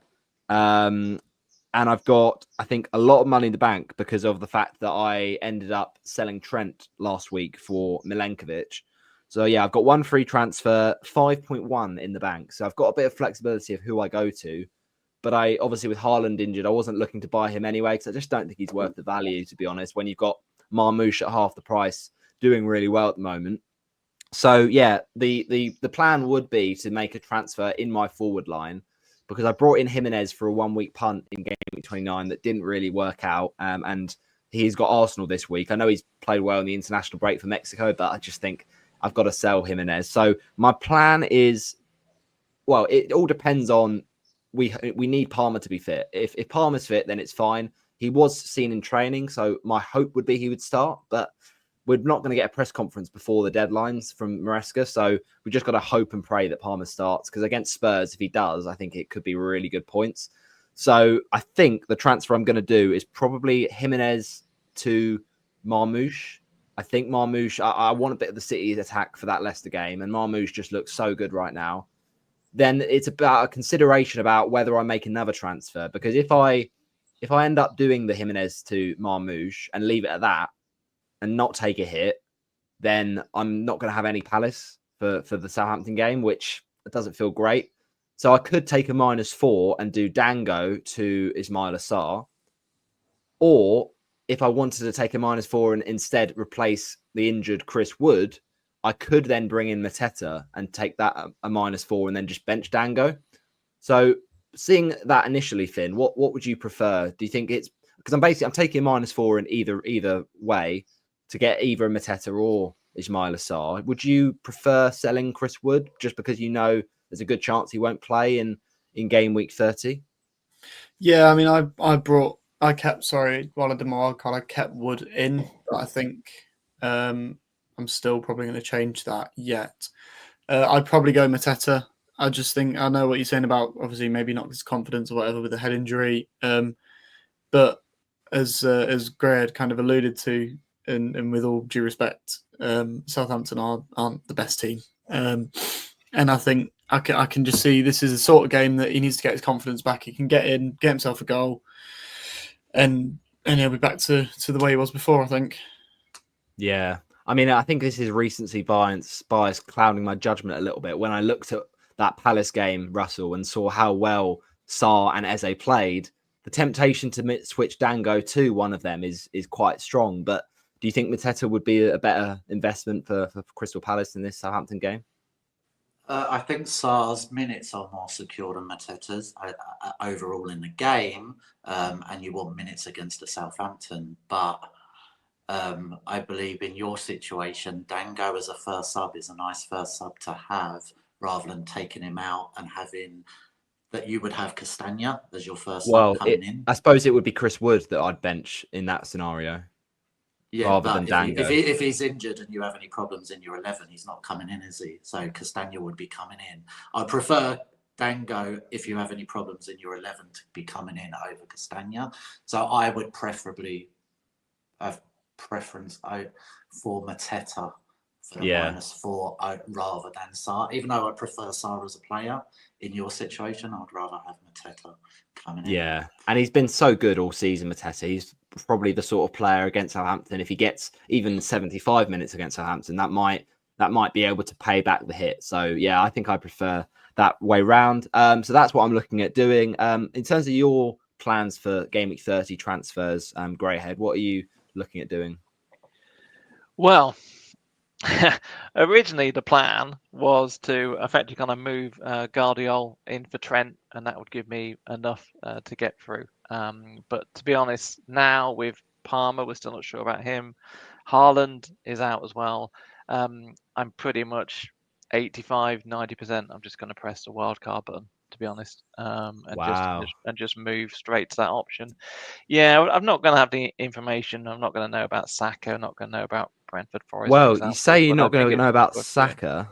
I've just seen come through on Sky Sports. Mikel Arteta's just had his press conference, and he said Saka is ready to return.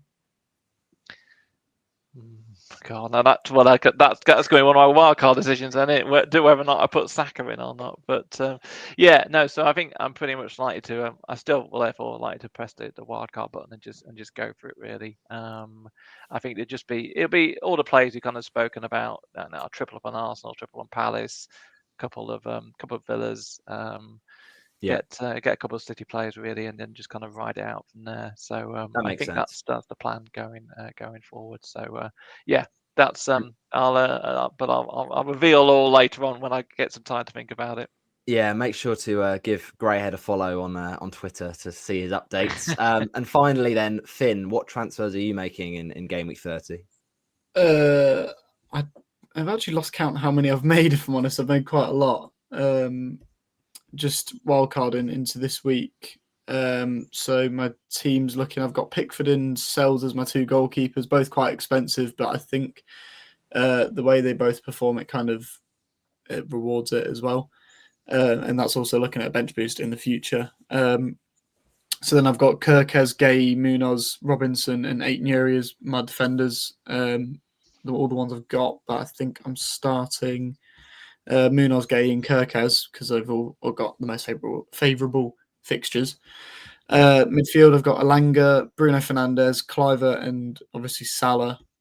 And then up top, I'm looking at Isak, Mateta, and then I've got Wood in, like I said, at the minute, but I'm still looking at switching him out potentially for a Marmoush or Evan Nelson.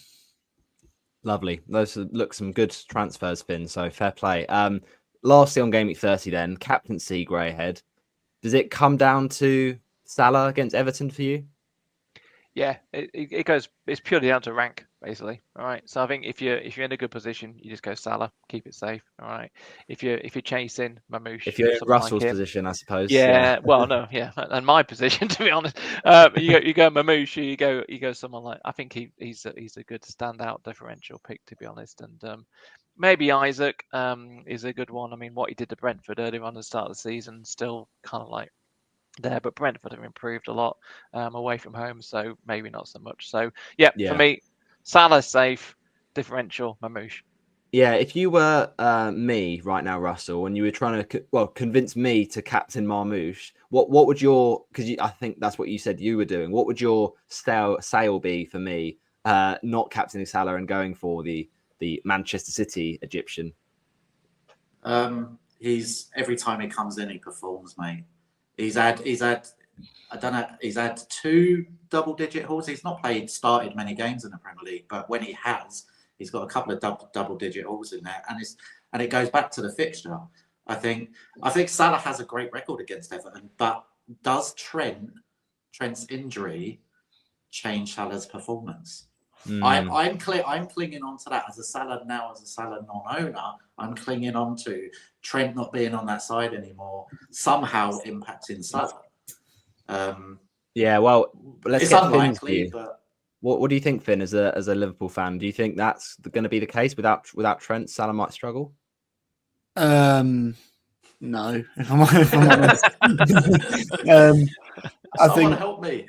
I think Salah's just breaking every record. You know, he just is unbelievable, and I've always said, obviously, the whole Trent saga that's going on in the minute. Liverpool are still in very safe hands on that right hand side because you've obviously got Salah for the attacking threat, but Conor Bradley, even so, is a talent in himself, and he already does slot straight in. And obviously, if Trent is still injured, I don't actually know coming into this week, Bradley will come in, and I could see honestly if Trent does go or it's confirmed. I could see Bradley finishing the season off at right back, and not a lot will change because he's so smooth with it. Yeah, I mean he's a ready-made replacement to come in. I know obviously Trent is so much more of an upgrade, but Bradley for the age he's at, yeah, he's definitely got a great career ahead of him. So yeah, no, really interesting. I think for me it's Salah all day long. I know it's obviously a Merseyside derby, which is hard to predict sometimes, but Salah's record is fantastic, especially at Anfield. So yeah, I think it's going to go with him for me. Okay, let's quickly move on then to Gameweek 31. We'll start talking about those fixtures. Obviously, this is where maybe if I wildcard the kind of key assets to pick on that wildcard could come into play. But we'll start talking with differentials then. So Greyhead, are you what sort of players are you looking at for Gameweek 31? Because it's interesting, I think. Obviously, we got the Saturday deadline for 31 and a Tuesday deadline for 30. Obviously, it's April Fools as well on Gameweek 30. So you know what's going to happen. A lot of people will be tweeting loads of nonsense, so just ignore it unless it's from a good source. But Saturday's deadline is obviously a bit more regular with the Saturday 11 o'clock. So what players are you looking at for Gameweek 31 to target with those fixtures? Obviously, the doubles coming so soon after. Well, I was gonna kind of like try and go for triple Newcastle, just so I could go for 2 triples up, but I won't go that far. So Trippier, I think definitely. I think he's under 10%. I think he's a good pick with Hall out, obviously. I hear what you're saying about defensively, not that strong, but he's going to be on set pieces as well. So I think that gives him. I think he could be good, and he's always been good for collecting the odd bonus point along the way as well. So I think he's a good solid pick from that point of view. Our mutual love of Murphy is going to continue. I'm going to put Murphy in for Gameweek 31 for all the reasons that we've just articulated. I think he's a really good pick, and I think it's criminal that he's still so low owned even at that price. And then last, which has just switched me away from Newcastle for a bit, I've gone to Wolves. And I've gone for Bellegarde. I think he's only 4.9 million. Yeah. And I think he's had 4 assists and a goal in the last 5 or 6 games. I think he's a quality player, and I think he's got a good fixture, as we said before, against Ipswich. So I think he's my one, just so I don't triple up on both Newcastle and Palace. So. Yeah, I really like John Rickner Bellegarde. Obviously, 0.4%, 4.9 million, even cheaper than Jacob Murphy. Do you think he is someone who's going to kind of take that baton of creativity without Cunha in the team? Russell, do you think he is the sort of best Wolves attacker you could go for? Because obviously Strand Larsen's there, but he doesn't always get the returns, does he? I like the fixture. I just haven't watched enough of Bellegarde to be sharing an opinion on him. Cunha is obviously the Cunha situation, but the stats sounded nice. Was it 4 or 5 returns in the last 4 or 5 games? Great. The form is there, but I haven't watched him to give the eye test opinion, I'm afraid. The fixture's there. Everything ticks the box, but I can't share an informed opinion on him, having not watched him. Yeah.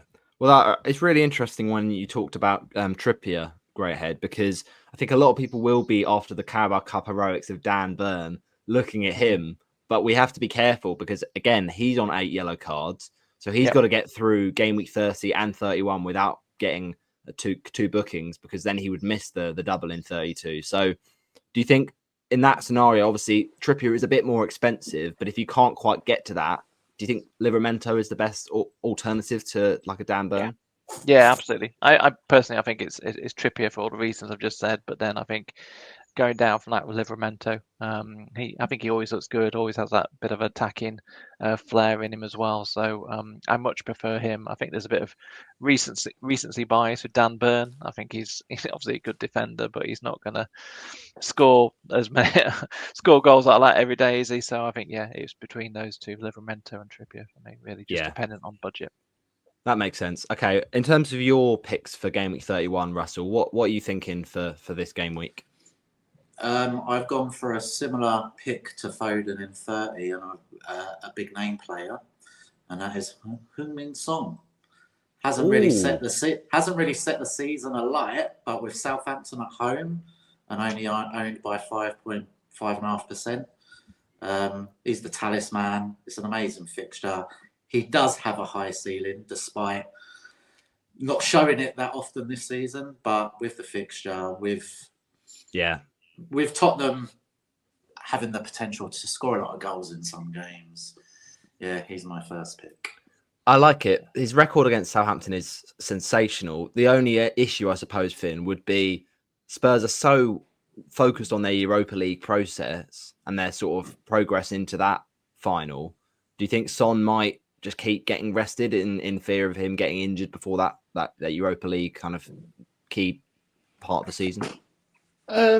Potentially, especially as it's a more favourable fixture in Southampton. But I think at the same time, even if he's to come on, the kind of quality that he's not always shown this season, but that we all know that he possesses, he could definitely do something, get an assist, even just something late on if Spurs are on it.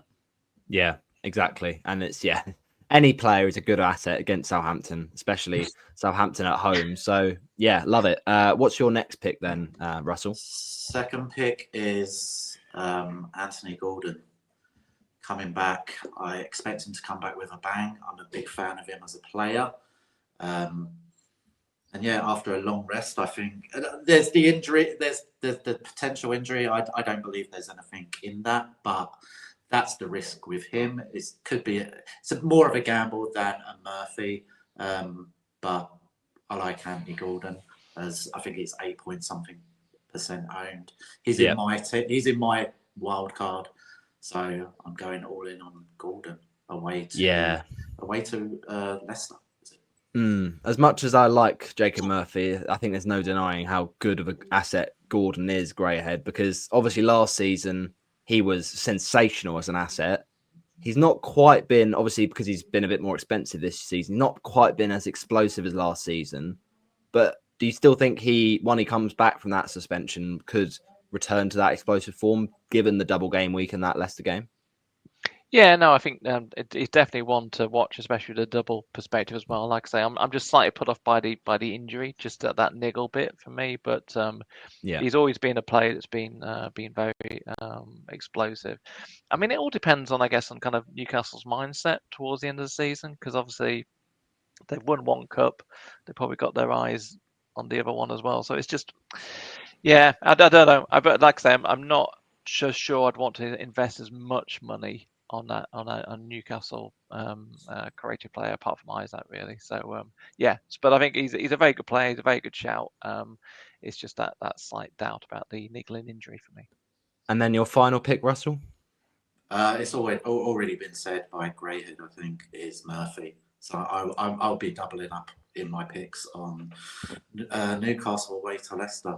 Not much to be said about Murphy. We've already covered it, but I prefer Murphy. I was looking at Palace at home to Brighton, but I prefer Brighton, obviously, over Leicester. So, Murphy. No, I like it. It's very sensible. There's some great picks there, especially the Son punt could be explosive in game week 31 specifically. So, yeah, really nice differentials. Thank you, Russell. My differentials for game week 31, we just mentioned the Palace-Brighton game. Maybe it's a bit of Watford bias creeping in, but I really think Ismail Assar against Brighton.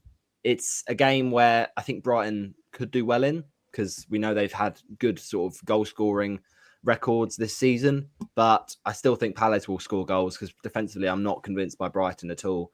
And Sarr has had a great season, as we've discussed previously. I know he's got that haul he recently got against Villa and against Ipswich, both being at home. So I think, this could be a good game for Sarr, especially up against another former Watford player, Estupinian potentially, or if it's on the other side, if it's someone like a Lamptey, if he's back from injury. So, I really like it. I think with Sarr, what you know is he's a streaky player, so it's riskier than maybe someone like an Eze, who although he's been bad this season, Eze, in the past, historically, Eze's just the sort of player who will tick along, get 1 goal, 1 assist, and not necessarily go off.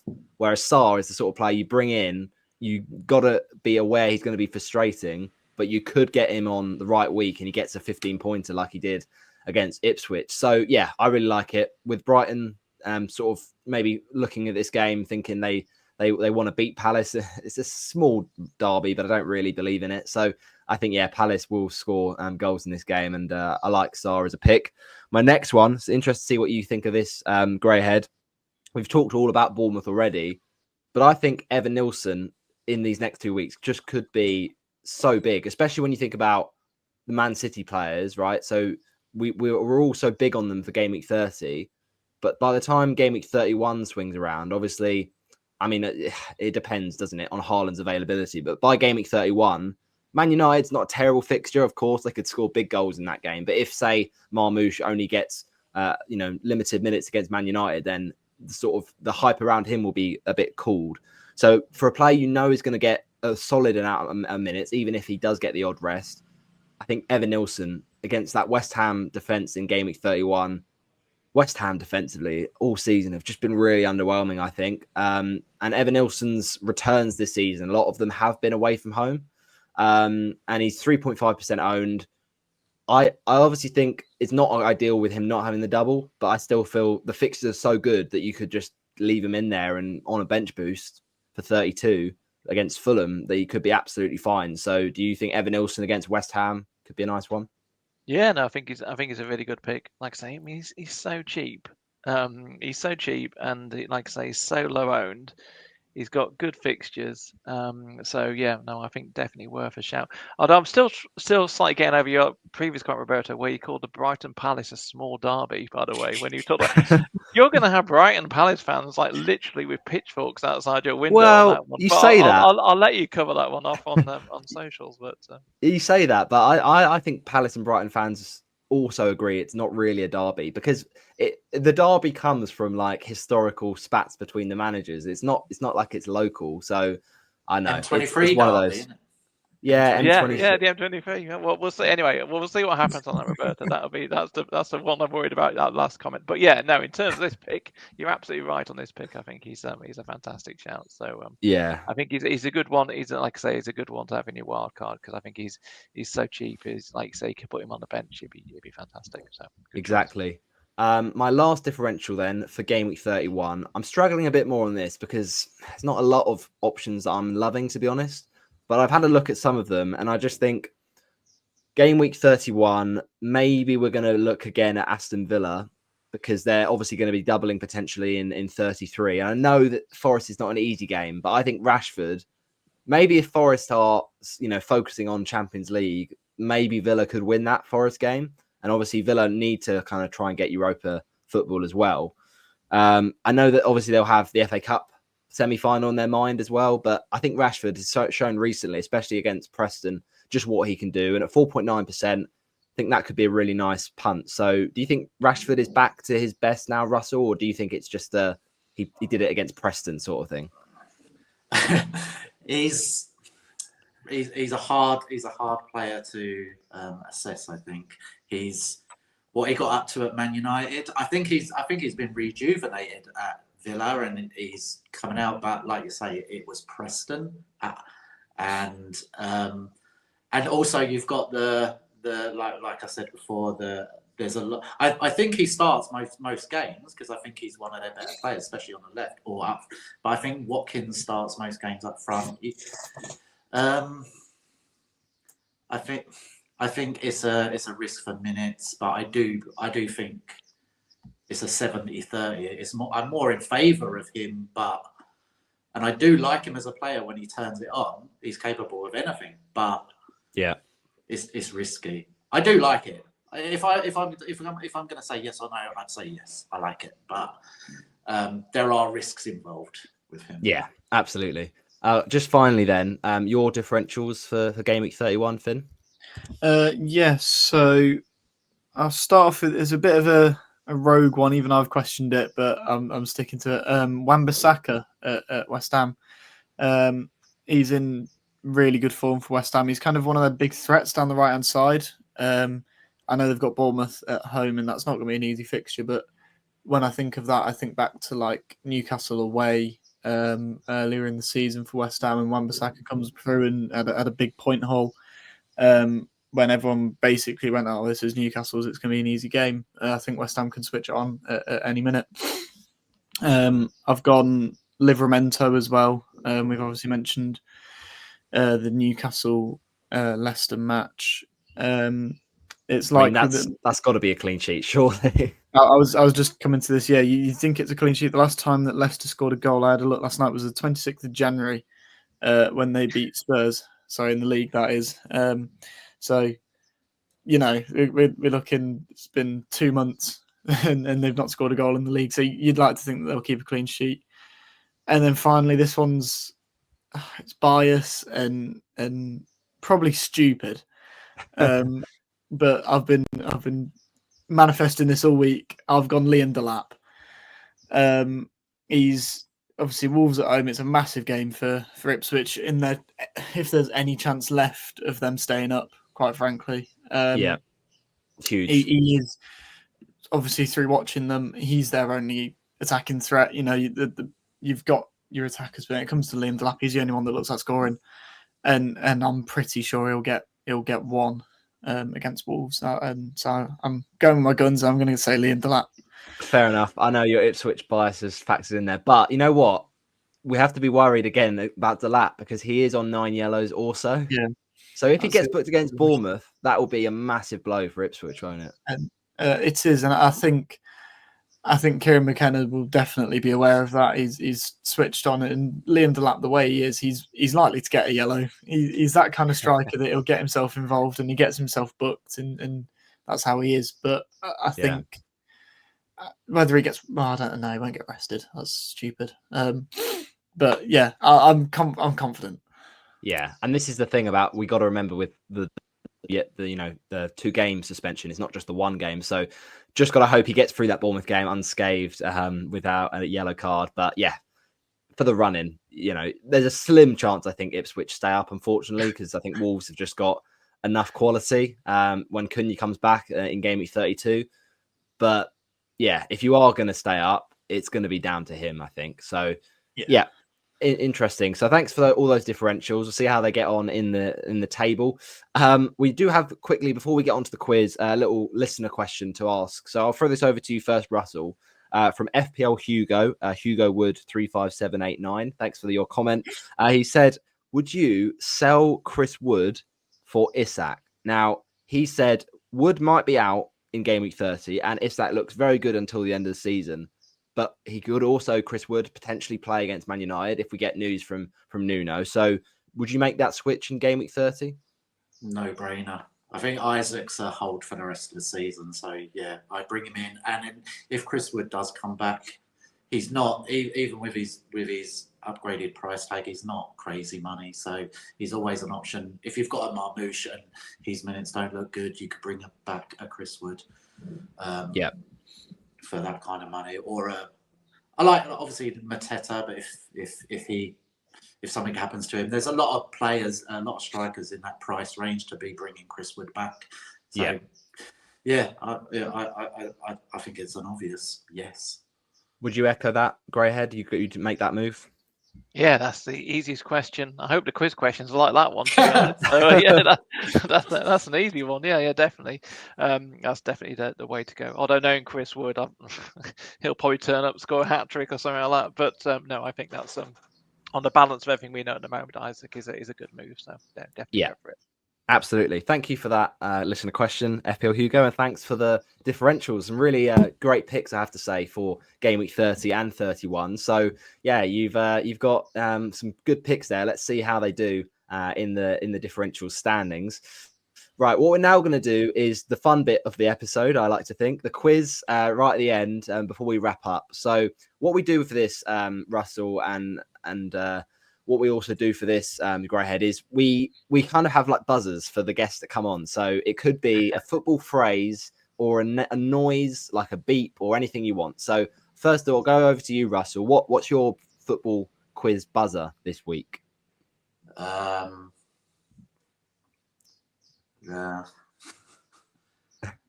beep would just be boring, wouldn't it? Can I have a couple of minutes to think Yeah, I'll about give you it? a chance. What about you, Greyhead?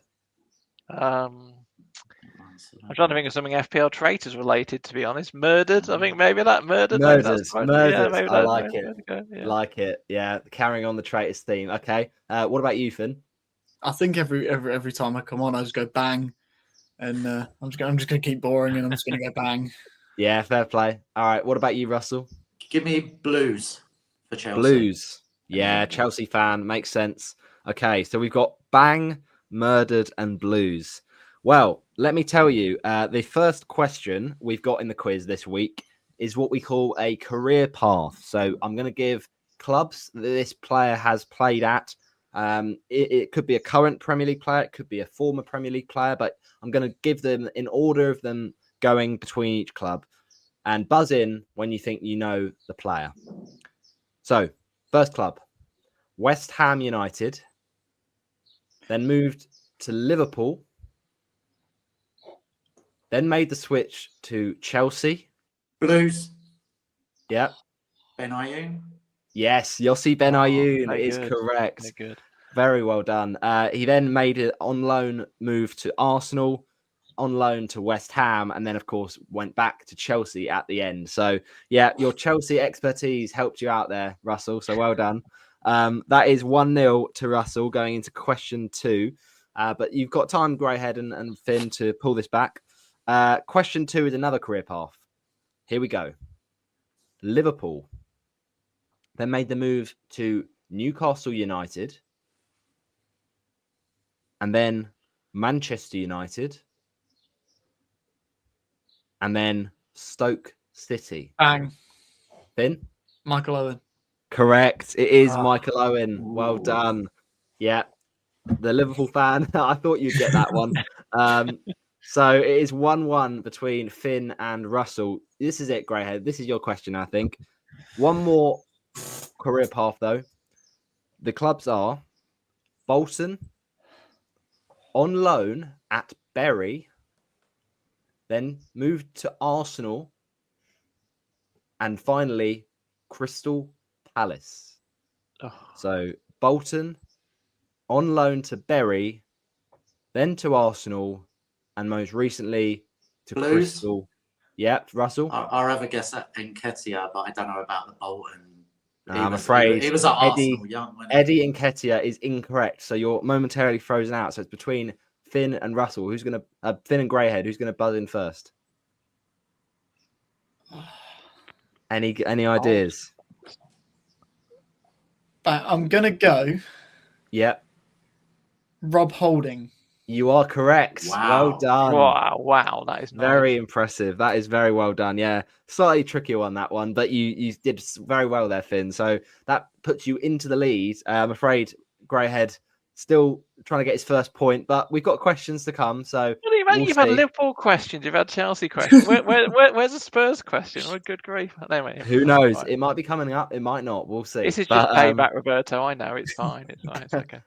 No, it's all good. I'm joking, of course. So 2 for Finn, 1 for Russell, and 0 so far for Greyhead. But 2 more questions to go. So still chance of points. Question 4, and this is what we like to say is hot potato. It's a little game we like to play here on Form is Temporary. So this is like sort of tennis, passing back answers until one of you gets it wrong. So in the FA Cup, all 4 away sides got through to the semi-final. Also, on the Saturday of blank Gameweek 29, 0 teams at home won. So, because of that, I want to ask you, the Premier League teams this season who are in the top 10 for away points in the campaign. So this is the top 10 just for away points, Premier League teams, and buzz in when you think you can have a go at the first team. Blues. Okay, Blues, Russell? Liverpool. Answer obvious, answer correct. So that means buzz in again. Russell, I'm trying to get in again quick before Finn does. Murder. Arsenal, yeah. So because you buzzed in there, the order has been set. Russell, the Greyhead, then Finn. I can tell you Arsenal is correct. So it's over to you, Finn. Forest. Nottingham Forest, the third on the list. Well done. That is correct. So back to you, Russell. Palace. Crystal Palace. Good shout. That is also correct. Greyhead. Brighton. Brighton is correct. Over to Finn. Ooh. Villa. Aston Villa, I can tell you, is incorrect. Their home form is reliant on, I'm afraid. So you're out, but it's between Russell and Greyhead. Russell, what are you saying next? Bournemouth. AFC Bournemouth is correct. Over to Greyhead. Have we had Chelsea yet? Chelsea is correct. Back to you, I wouldn't Russell. have said that as a fan. Jeez.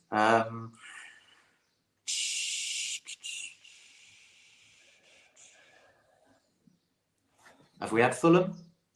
Fulham is correct. So you are back in. So Greyhead, it's over to you. Oh, Christ. There's not too many teams left in the top 10, I have to say. Well, the only one I could think of is City, but I don't think they've been that great, have they? Manchester City are 10th on the list. You just sneak in. Oh, So I'm going to say now, Russell, what's your next answer? Brentford. Brentford, I can confirm, is incorrect, I'm afraid. Did not make the top 10. So that's a huge win for you, Greyhead. You're back in it. It's now... He still has to say one, no? Because we've said the same amount of All right. In that for case, each. Greyhead, if you want to finish it, Greyhead, what would you have It's said? sudden death. It's sudden death, no? But you got one wrong, I'm afraid, Russell. When you get one wrong, that's the killer. Greyhead, So what would you have said? Guessed first. What are you saying, Greyhead? Oh, God, I don't know what we had. United? Manchester United is incorrect, but because Russell got it wrong, you're through with a point there. So that means it is 2 for Finn, 1 for Russell, and I win on the... It's a technicality. I'm sorry, but sudden death means if you get one wrong, you're out. So the answers you didn't say in the top 10, we didn't say Newcastle. Their St James's Park record is good, but so is their away form, it seems. We also didn't say... Did we say Crystal Palace? Yeah. Yeah, we had Palace. Oh, we did. Yeah. We did have Palace. So, yeah, the other team there was Bournemouth, Brighton, Fulham, Chelsea, and Manchester City, which was said. So, well done. You got a lot of the top 10. So, impressive stuff. But that means it's now just a slender lead for Finn going into the last question. Also, just out of curiosity, so Villa were 14th for away points this season. Man United in 12th. And Brentford, who you said, 11th. So just outside the top 10. Whereas at home, 15th ranking for Palace, 11th for Bournemouth, 8th for Brentford. So very strong for Brentford. And then in joint 5th were Villa, Chelsea, and Forest. And in 4th, Chelsea, I think we were in 4th, I think. But yeah, Villa and Forest and Chelsea, they're all very similar. So yeah, last question then to wrap things up.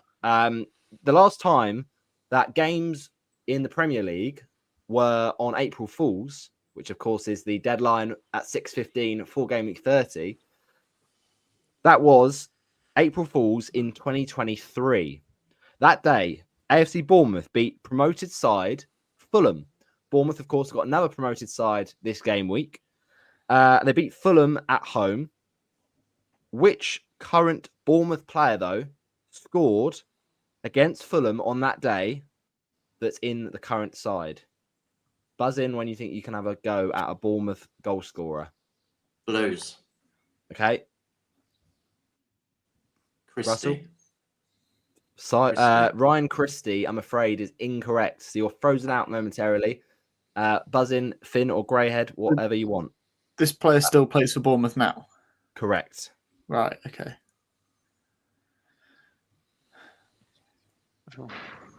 Any ideas, Greyhead? Murdered Cook? Is he still? Cook, I'm afraid, is incorrect. So you're frozen out. So it's a free punt for you, Finn. You have to get this right, or it resets and everyone's back in. Oh, No pressure then. No pressure. I can't even think of Bournemouth attackers Current anymore. Bournemouth players. I'm just gonna go with Adam Smith. Smith, I'm afraid, is incorrect. So you're all back in. Buzz in when you think you can have a go. Blues. Yeah, Semenyo. Russell. Semenyo is incorrect. So you're frozen out again. Sorry. Greyhead or Finn? One of you got to buzz in. I can't think of any more that might have been about then.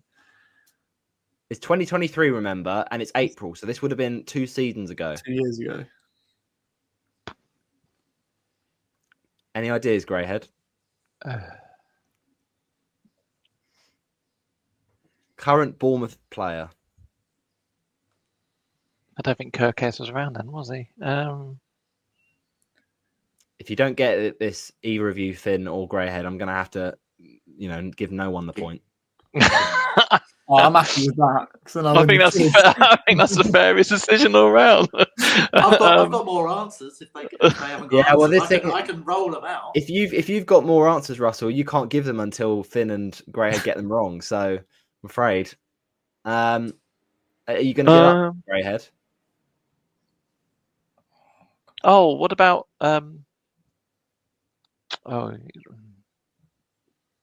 you nearly had it. Brooks? David Brooks. Good shout. I can tell you that is incorrect. So Finn, it's down to you. You've got to get this. Otherwise, no one gets the point.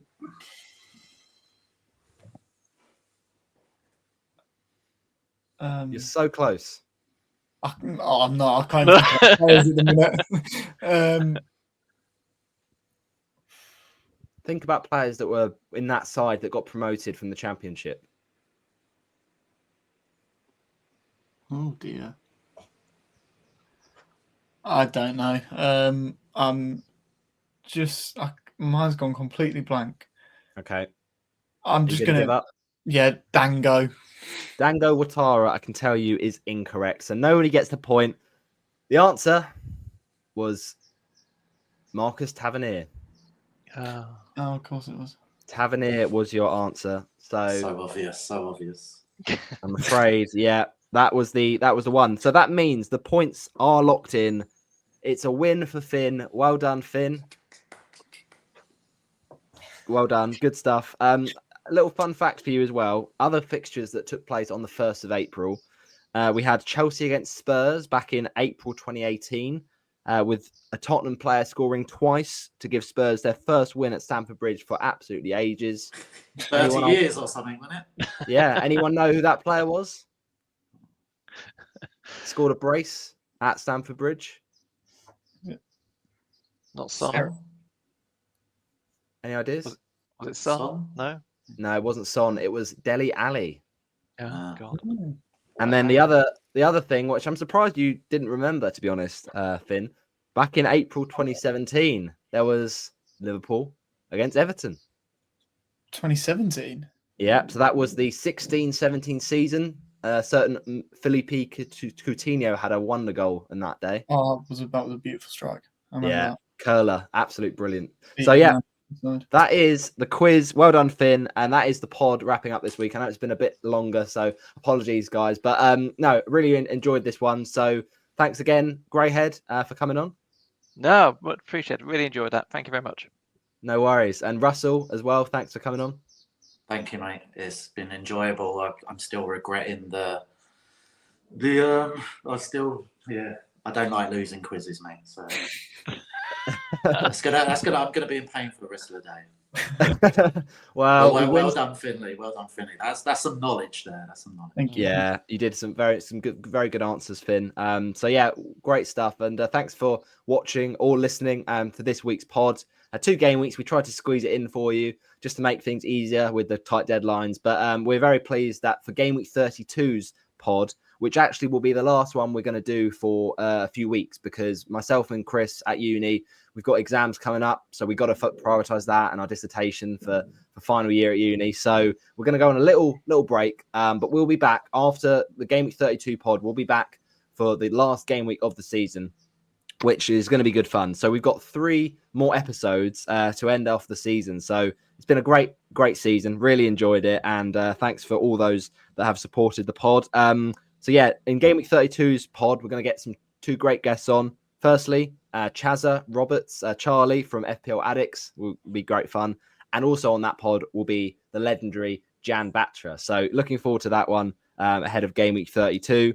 And then back on the Gameweek 38, final day drama, previewing that with the legendary Andy Martin, FPL tactician. So really looking forward to that alongside Lord Osifius as well. And then finally, we will end off this season and potentially for a little break whilst me and Chris find some, postgraduate jobs and get into the world of work. We might come back after at some point when we both can do it, but Chris is probably not going to be able to. So our last ever TFIT will be on the game week review, the game week season review for 38 with the legend himself, FPL Praz. So really excited for that. But as I said, thanks for listening to the pod this season. We've really enjoyed this second season of the pod. So yeah, make sure you do follow us on Spotify, Form is Temporary Podcast, and we'll see you for the next one. Bye-bye, everybody.